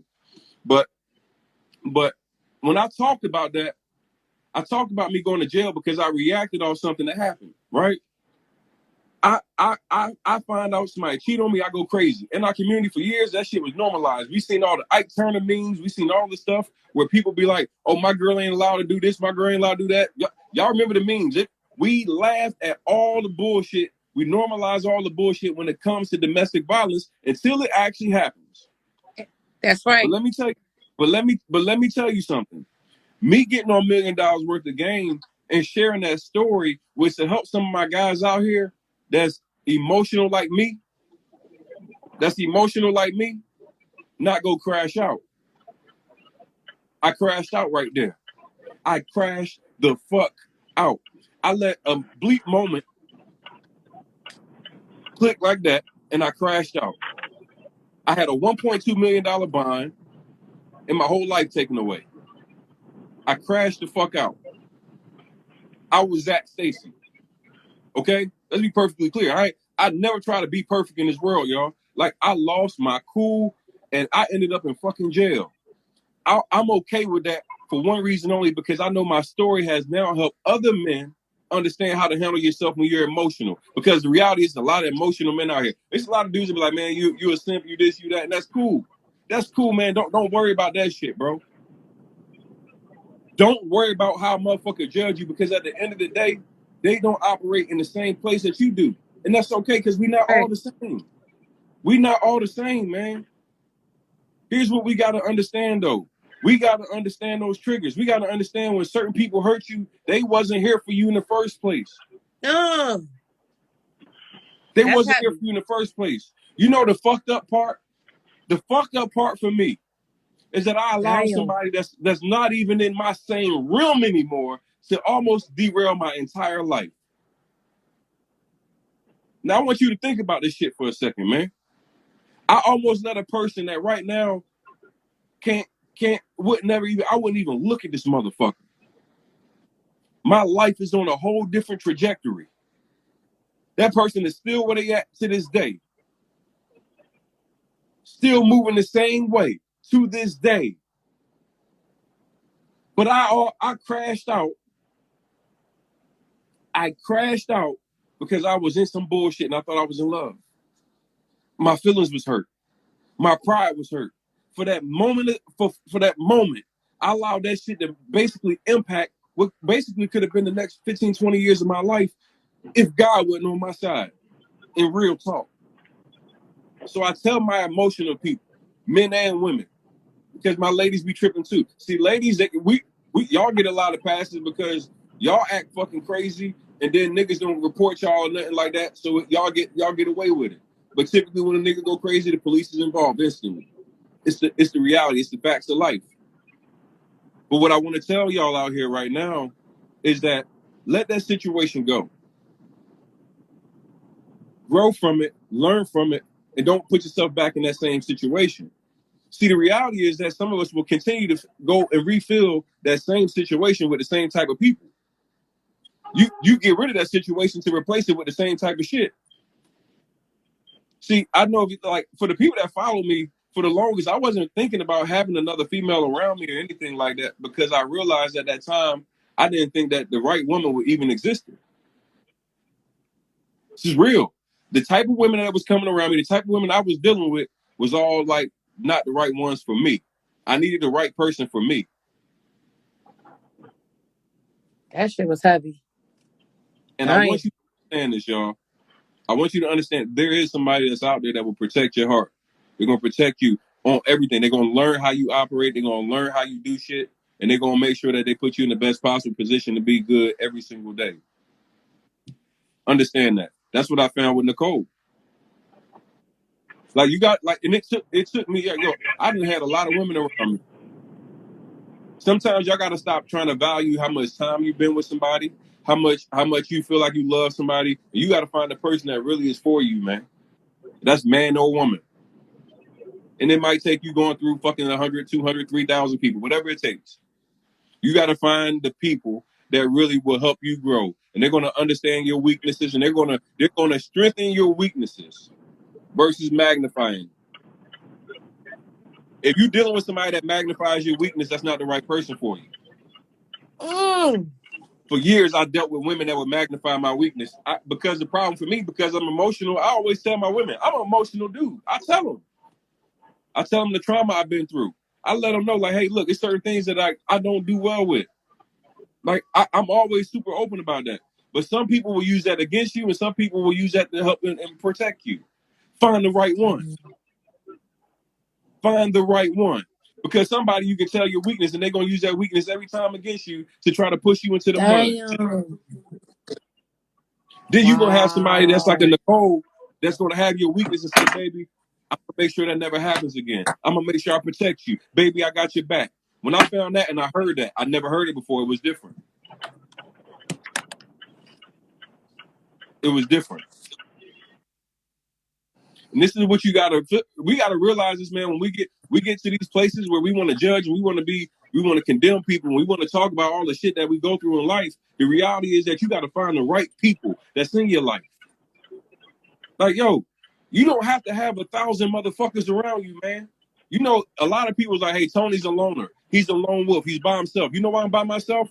Because I realized that the more people that you have around you that don't have your best interest, you're more likely to crash out than if you got less people around. It's just the facts of it. Yeah. Mhm. You can have a whole bunch of people around you, but if them people truly don't have your best interest and they just for their own personal gain, you ain't going nowhere, man. You ain't going nowhere. Everything that you're gonna have in your life, everything that's gonna come around you, is gonna always be out of toxicity, out of like this repeated cycle of the same shit that you've done seen over and over again. It's gonna feel like you just got your life on Groundhog Day. Different person, same shit.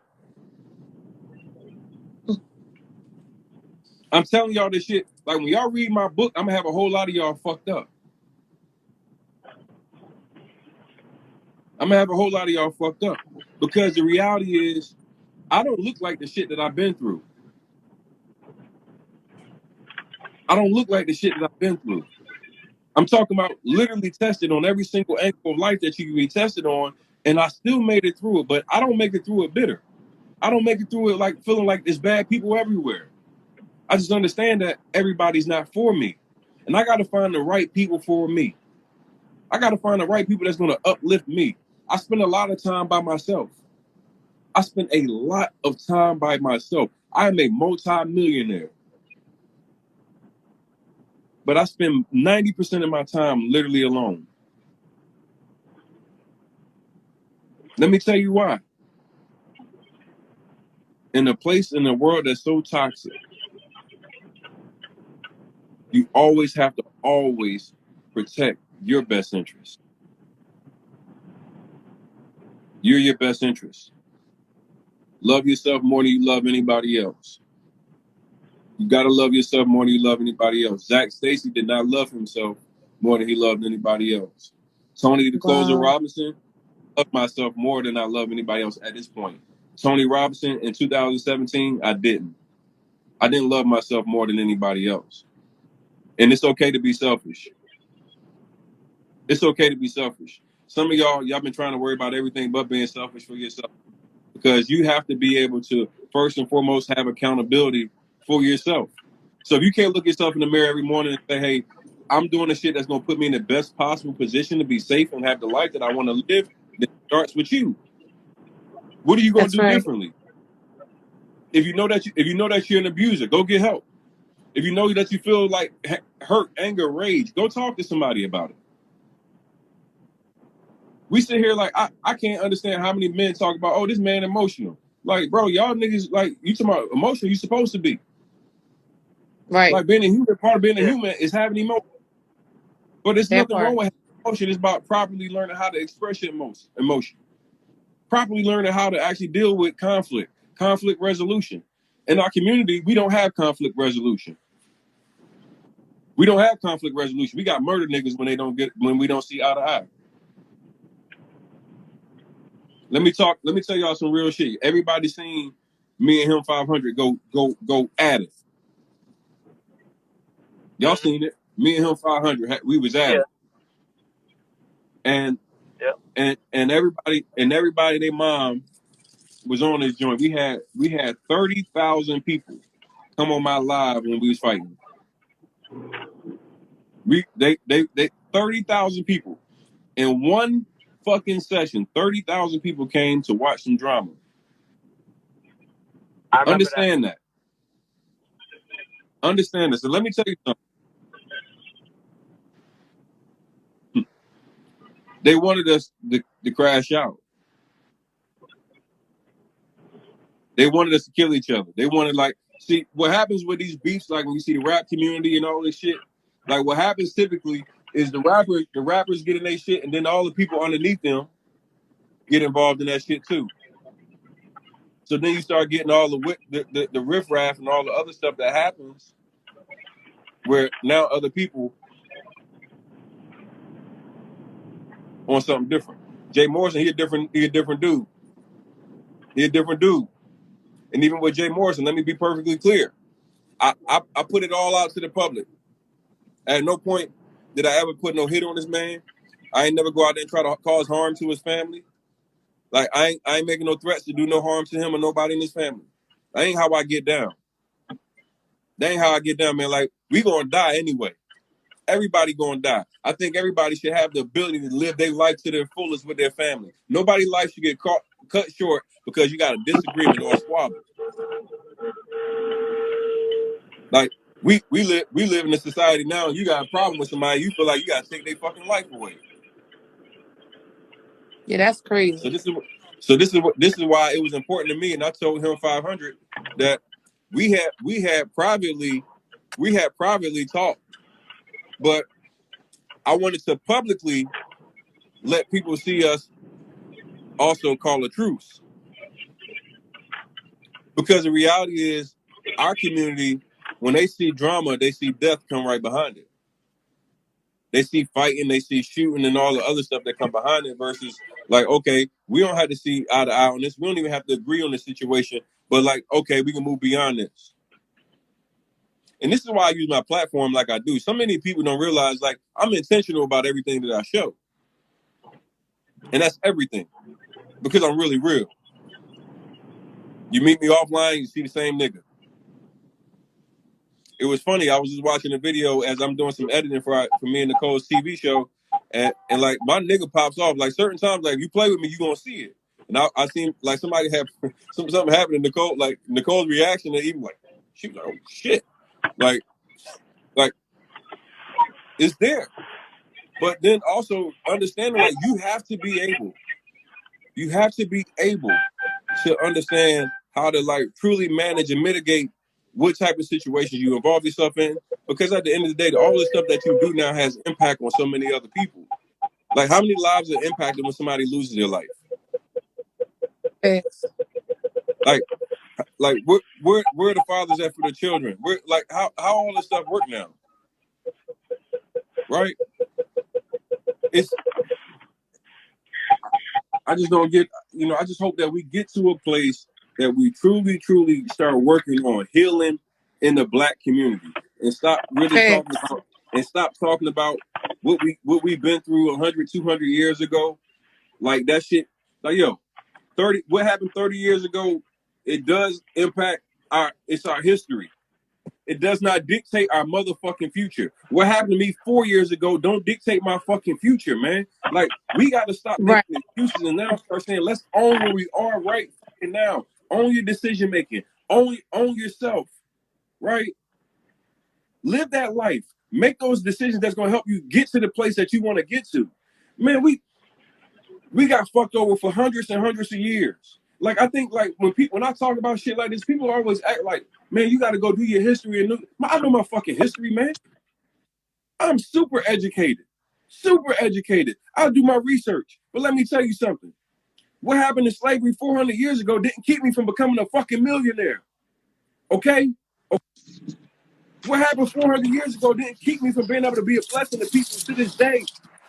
Like, Take ownership for where we currently are and manage that shit. Control what you can control. I can't control that a white man might call me a nigga. I can't control that a black man might try to take my life. But I can control my actions on a daily fucking basis. What do I pour into? What do I live about? What do I live for? That's what you got to be focused on. Too many of us want to focus on all the wrong shit. That part. Oh, I need this. Oh, I need that. Hey, man, listen. I don't need you to give me shit but a motherfucking chance to come out and do it on my own this time.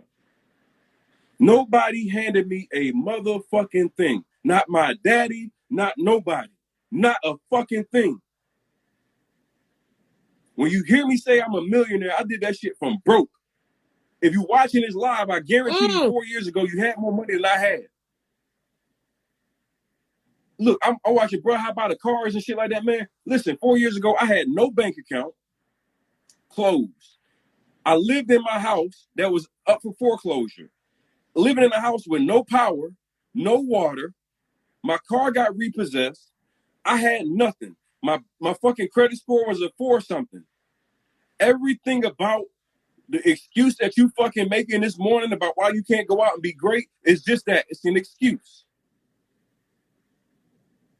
It's just a fucking excuse. Get the fuck up and change your life. Do something that's different today. Man, I was fucked up. A lot of people see me with my chain. They see the Lambos. I pop that shit and show that shit for inspiration, man, because I didn't have it. A lot of y'all think just because you fucked up right now, that means forever. Man, my dad went and sided with my best friend. I ain't had no support. Niggas was calling me fake, all kind of shit. I had everything that could go wrong. I ain't make no excuse. I ain't say feel bad for me. Nigga, I went and got work in. I put that work in, man. Fuck excuses. Fuck feel bad for me. You gonna watch me win. You gonna watch me win. That shit temporary, man. That shit temporary. Stop fucking feeling bad for yourself. Get the fuck up and go to work. Find something. Find out. You don't even have to like what you do. I didn't love real estate. I didn't like real estate, but I knew what that shit opened as an opportunity. That's what a lot of y'all get fucked up. Y'all be so much in your pride. Oh, I'm too good for this. Oh, I don't want to do that. Man, I ain't want to do shit.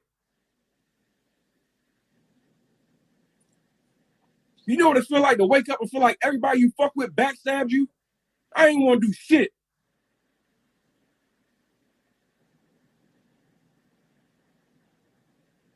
Nothing. I was contemplating something different. Like, I tell people, a lot of y'all don't know the type of dude I'm wired. I'm like, yo, I'm all the way left. But then I realized the best success for me was to go out and win and not concern myself with none of that. Let me tell you what that did for me, though. 4 years later, multi-millionaire, hundreds of thousands of lives now impacted. Millions of dollars now impacted for many, many people. Like, I'm not talking about for myself. I'm talking about for the people that I actually helped. I made millionaires while I was going through all this trauma. Feeling bad for myself, I got up and did it anyway. Feeling like crying every morning, but I did it anyway. Get up and do it when you don't want to. Get up and do it when you feel like they backstab you. Get up and do it any fucking way. It's your life. Motherfuckers ain't gonna help you till you winning. Stop looking for the handout. Stop looking for the help. Stop looking for the support. Just go win, man.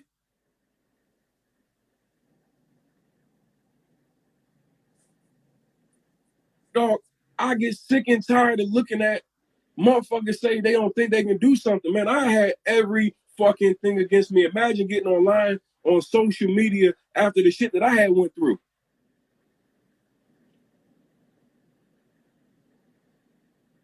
But it's a bigger call and it's a bigger message. That's right. Yo, it's a brother right now that think that he's stuck where he at. You're not stuck, man. You not stuck. Man, listen. I went from not having power, water, bank account, nothing, to driving $250,000 cars every fucking day.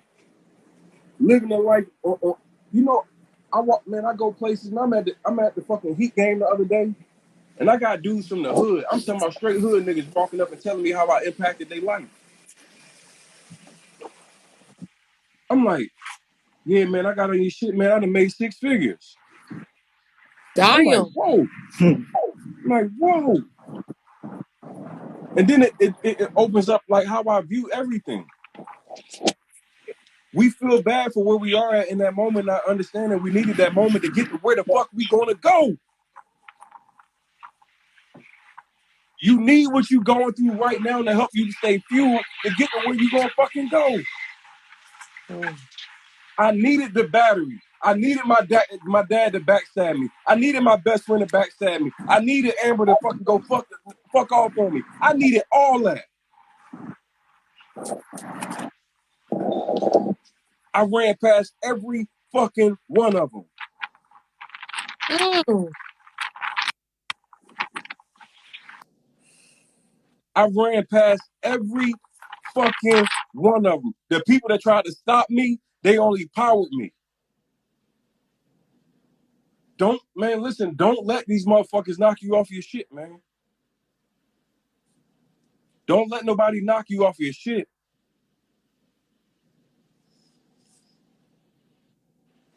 Don't let nobody knock you off your shit. I'm telling you, I literally been through like what most people would quit on. The shit that most people would quit on is why I'm successful to this day. The shit that most Wow. people quit on is why I am successful today. Do you know how many times through all this bullshit I went through online, I said, man, fuck this shit.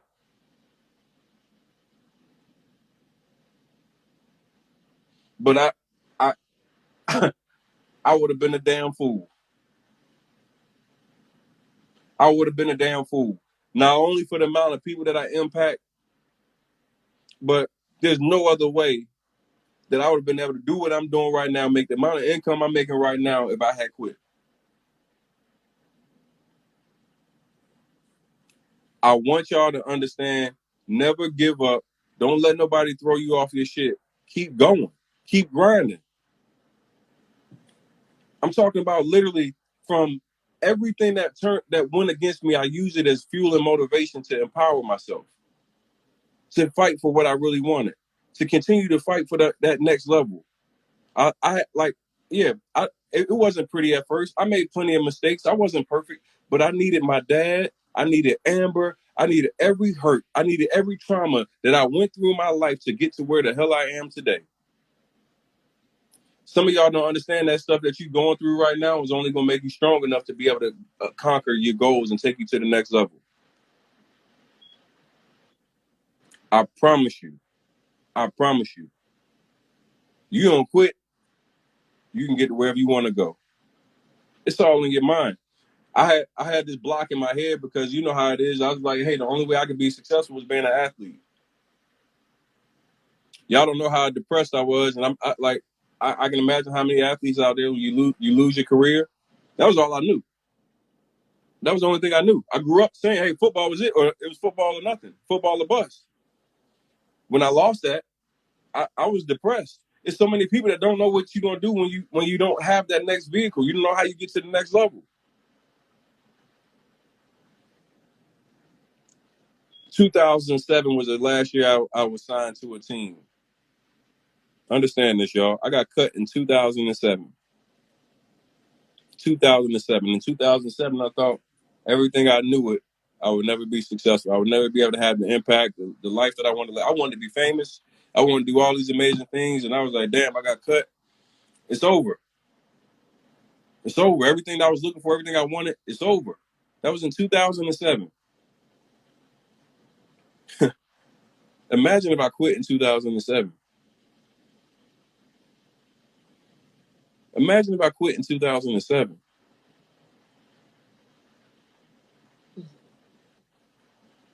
It's 2021 now. It took me 14 years.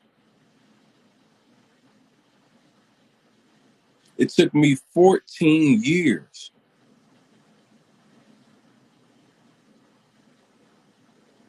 14 years. That's the piece that a lot of us are afraid of. You don't see it Yep. right away. You don't see it right away, then you don't think Yep. it's coming for you. Instant The gratification process. is the instant gratification is the killer of all dreams.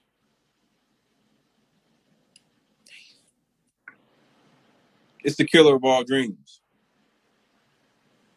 14 years later. 14 What do you years. think was? What do Would you you think? go ahead? What what motivated you? Like what made you like what drive? What were you using to keep going? Like what fueled you to keep moving? People hurting me. I use my So hurt was and the my fuel like trauma. was the so was the fuel like I'ma show y'all, or was the fuel like fuck y'all, or was the fuel like what was like what? Because when you got everybody turning against you, that's something that they don't see. You basically you standing alone. But there's something like mentally that you kept telling yourself to make you keep like going for 14 years into multi-million dollar status alone. Yeah, bro, it was something you was telling yourself. I want to hear that shit so I can write that down because I done been taking notes.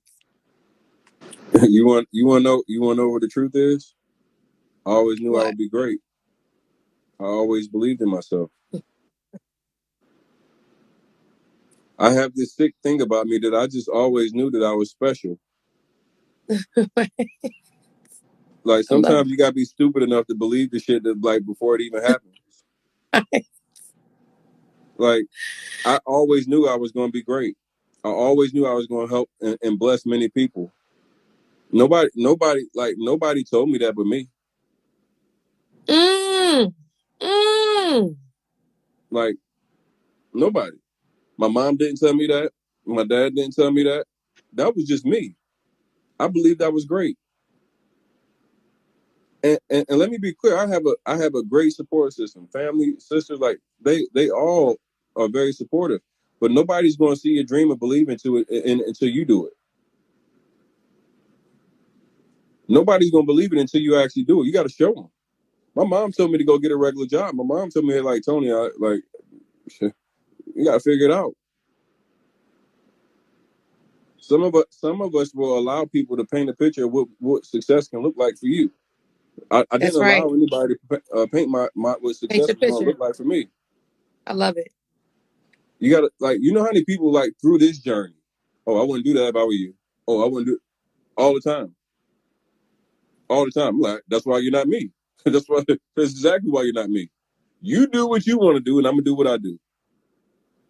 See, we gotta stop listening to people.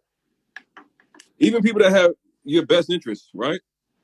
They think they got your best interests. A lot of times they ain't been successful themselves. They just telling you what they heard, what they thought of. It ain't meant to be negative. It ain't even meant to be bad. But they don't know any different.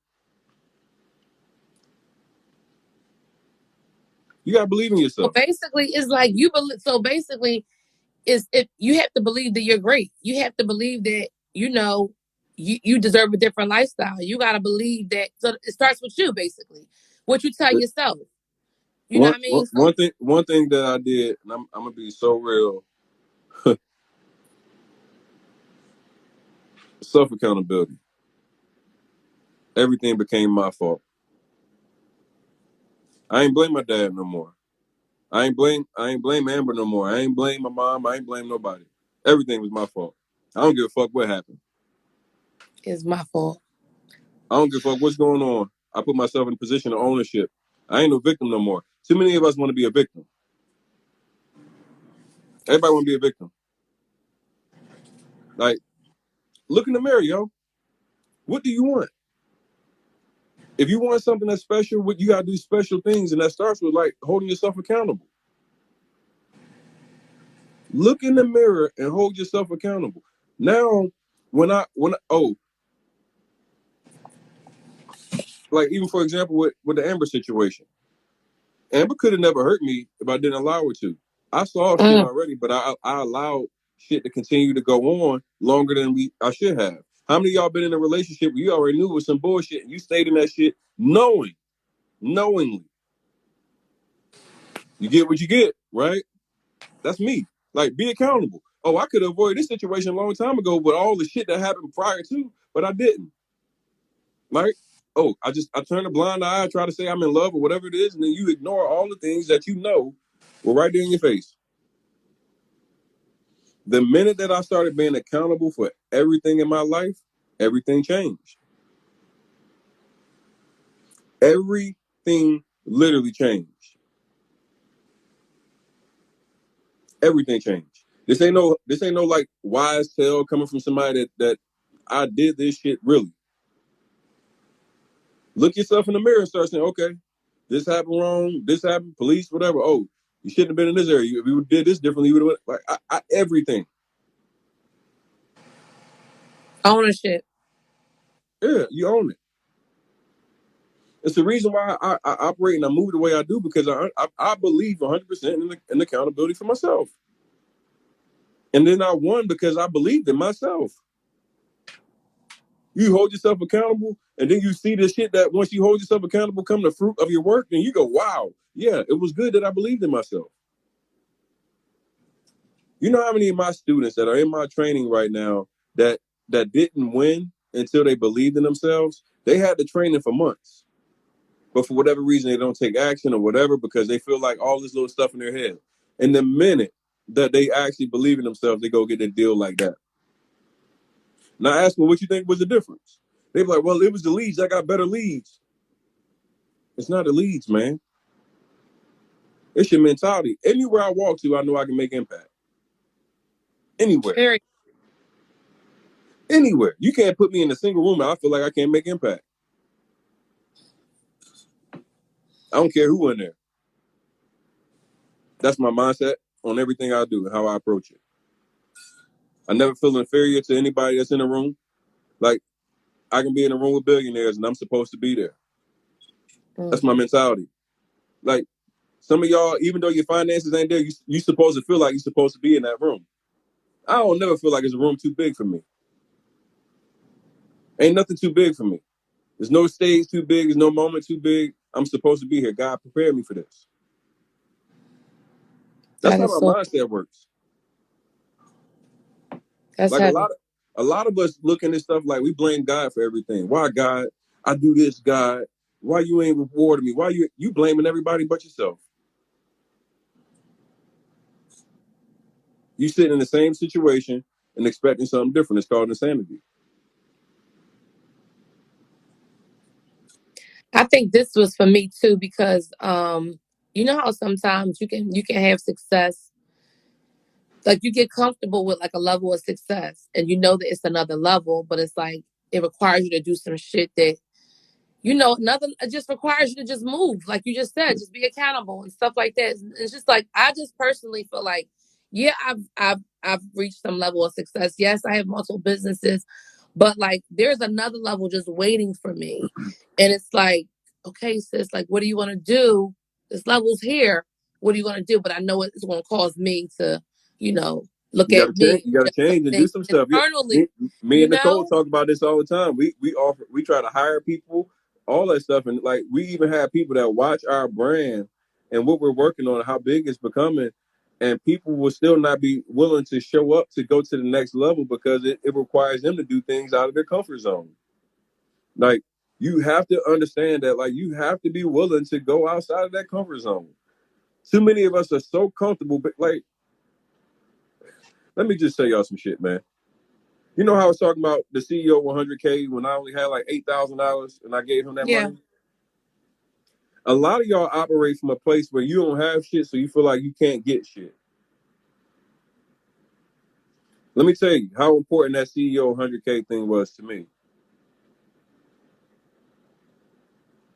I had took the biggest financial loss I had ever taken with that event. Okay? But I wasn't thinking selfishly. Even though I had just took the biggest loss ever, I saw an opportunity to help somebody else. And that moment when that happened, it came to me. I don't know if you can say God or whatever that moment was, but in my heart, with me being at a position where I really was struggling financially because of what had just happened with this event, I said, I'm not even going to make this event about me. It was never about me. It was always about my people. Now, when Tori came up to me, I found out he didn't have a room to sleep at the event or anything. And I was like, I'm just going to bless you and give you something that, you can sleep or whatever. And then it was just like, it came on me while I was up there uh, to donate to his family. I said, hey, I'm going to give you 3 months rent. I had $8,000 in my account, all kind of bills I had to pay. I had $8,000 to my name when I did that. When I made that donation to him, I wasn't worried about getting my money back. I wasn't worried about my financial situation. I wasn't worried about me. I was truly operating from my heart.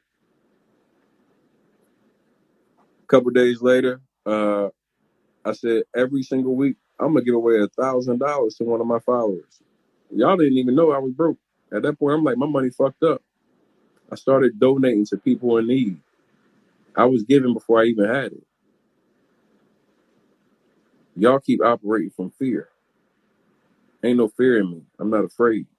I've been broke before. Some of y'all been broke your whole fucking life and you still operate from a fear place. What do you got to lose? You already been there. You already stuck in that motherfucker. So I said, you know what? Instead of me sitting here operating from fear, I'm just going to continue to pour into my people.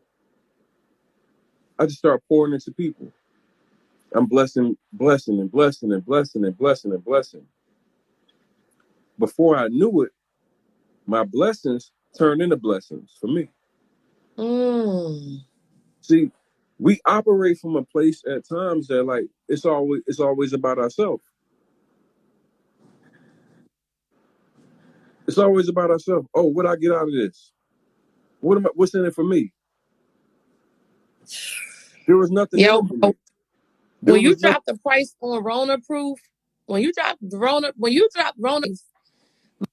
my sister was like, I'm getting it. I was like, get it, right? But then I looked at you, I'm like, yo, bro, like really? Because now what you was doing was you really created a different kind of standard now. So now it's like this nigga's gonna done drop the price. So now, like for me, with that, what I read from that drawing was, all right, sis, what's up? Like, what you doing? You know what I'm saying? Like he's keep creating the standard now to put more people on at a lower price. What you gonna do, bro? I still until like last week, bro. Like I be doing like me and Run do little plays, but I still like with the Reliance shit, bro. My 1-on-ones is like 10-5, right? When I see you do that, even group classes, I be trying to do 3,500, 2,500.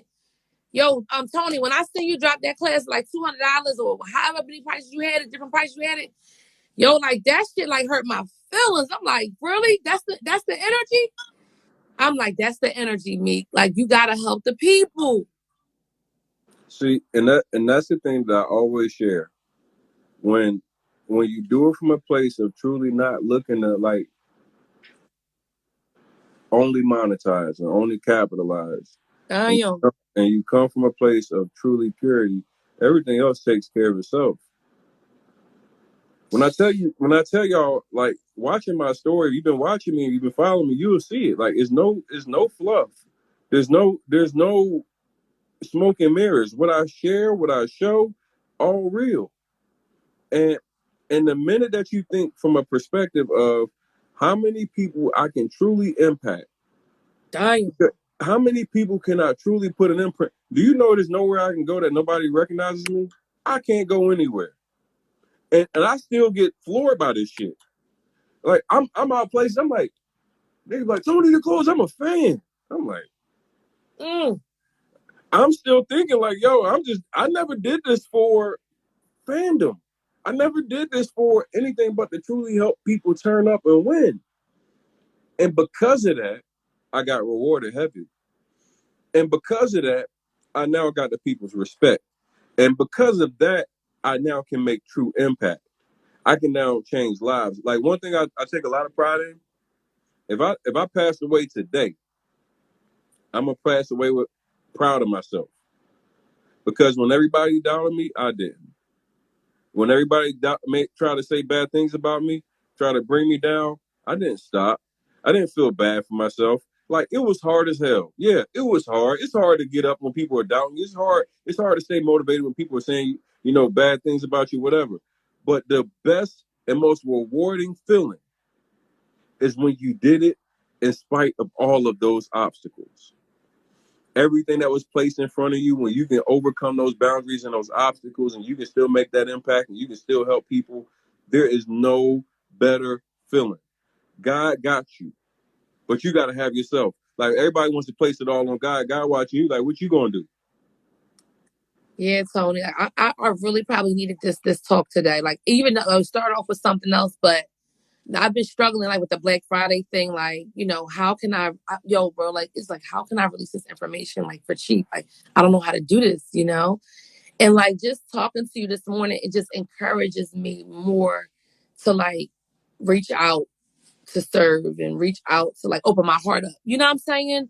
Like, just open my heart up more. We got to stop thinking from a place of capitalism on everything. The money gonna follow you. Like before I ever monetized and sold anything, I did it for free. I did it for free before I ever monetized anything. Like I understood at some point I was gonna be able to make money. I knew that. Like I'm not stupid. I'm a businessman. I know how to market. Like I'm like extremely savvy. But also understanding that like it can't always be just about making the money. Facts. Because once you start actually impacting and helping people make money, then all that other stuff comes along with it. But truly, it has to be like and it's like it depends on what your mission and your goals are. If your mission and your goals are to monetize and make money, there's nothing wrong with that, right? You can do that. But if your mission is to impact, you just got to be sure and clear on what your mission is because they don't run They don't run hand in hand. They definitely don't. They're different. They're different. Can I help you with your credit? Yeah, go to my YouTube channel. I got a whole 3-hour video how to do everything for free. That's the one thing I did. I use my platform to create places for you where you can go and do it for free. You can go do it for paid.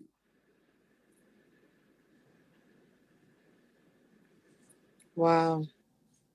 I The hope this only inspires difference, somebody this Tony, morning. yeah. Oh, come on, bro. Everybody on here was like, God is in here, and like they was bigging the live up. Like everybody said something good this morning. But look, I want to say something to you real quick, right? About I got one issue with the credit repair industry, right? And the issue that I have with it is like I don't believe in credit sweeps because it's illegal. I don't believe in people getting CPNs. I don't even really believe in dispute letters, right? Just because I feel like these companies play with our people so much, right? So what happened was, Tony, I was in credit repair and like I was really good in credit repair, like doing it for other people. And then I got to a point where all my clients' stuff kept coming back verified, right? And I was like, this is illegal. But Tony, if that was another level, I had to level up. Like now that means I gotta go sit in rooms with boring ass lawyers. I gotta read dry ass information. But I knew that it was something else that we didn't have as the people that we didn't know about. You understand what I'm saying? So it's like now, no matter if you owe a company $5,000, right? The company really owe you money because they didn't report the information the right way. And so now what that did was give people some leverage and help them get a little couple dollars if they needed to do something for themselves. Because I felt like people were struggling with their credit and you know what I'm saying? They didn't have it. So that is why like it pushed me to go harder. And so now when I'm pricing this program, I be thinking about all the in courtrooms and dry information that I had to sit through. You know what I'm saying? But like you said, like if it's the motivation should be me. If you doing this and it's for the people and you know you gotta help them because ain't really nobody out here teaching this. You gotta help them, and I'm motivated by that this morning, and that's exactly what I'm gonna do because it is live. You understand what I'm saying? Like you don't know, like this shit just helped me.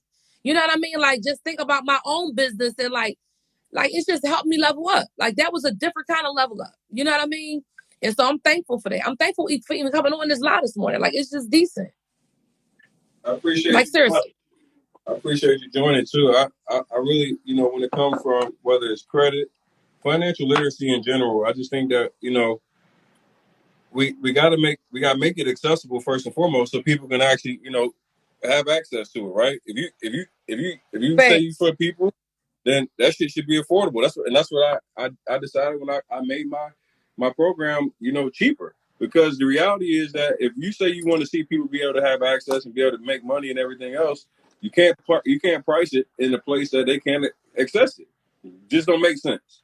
So what I did is I decided to I did that whole 3 hour YouTube with Arnita where we talked about credit repair and things like that because I understand credit very well. Like I've been around the block, so I know this stuff. So I was like, all right, let's put people on game. Let's give people an opportunity to really be able to get access to information. But the reality is, whether people pay for it or they get it for free, they got to be able to implement it, right? Most people want to get Facts. access to information, but it's not the access to it, but it's what you do once you actually get that information. You can have a book in front of you, but if you don't open up the book, it don't matter. And that's with anything. So we got to be action takers. We got to be implementers. We got to say that okay, we want our situation to change. We're going to be willing to do the stuff that's going to help us actually truly change our situation. And that's where for me, I got up every single day with the one thing in mind. I said, hey man, life ain't where I wanted to be at right now, but the only way it changes is by the shit that I do on a daily basis. And I just started doing it. And you'll see this gradual progression, man. It's funny, like I want y'all to take pictures, take screenshots.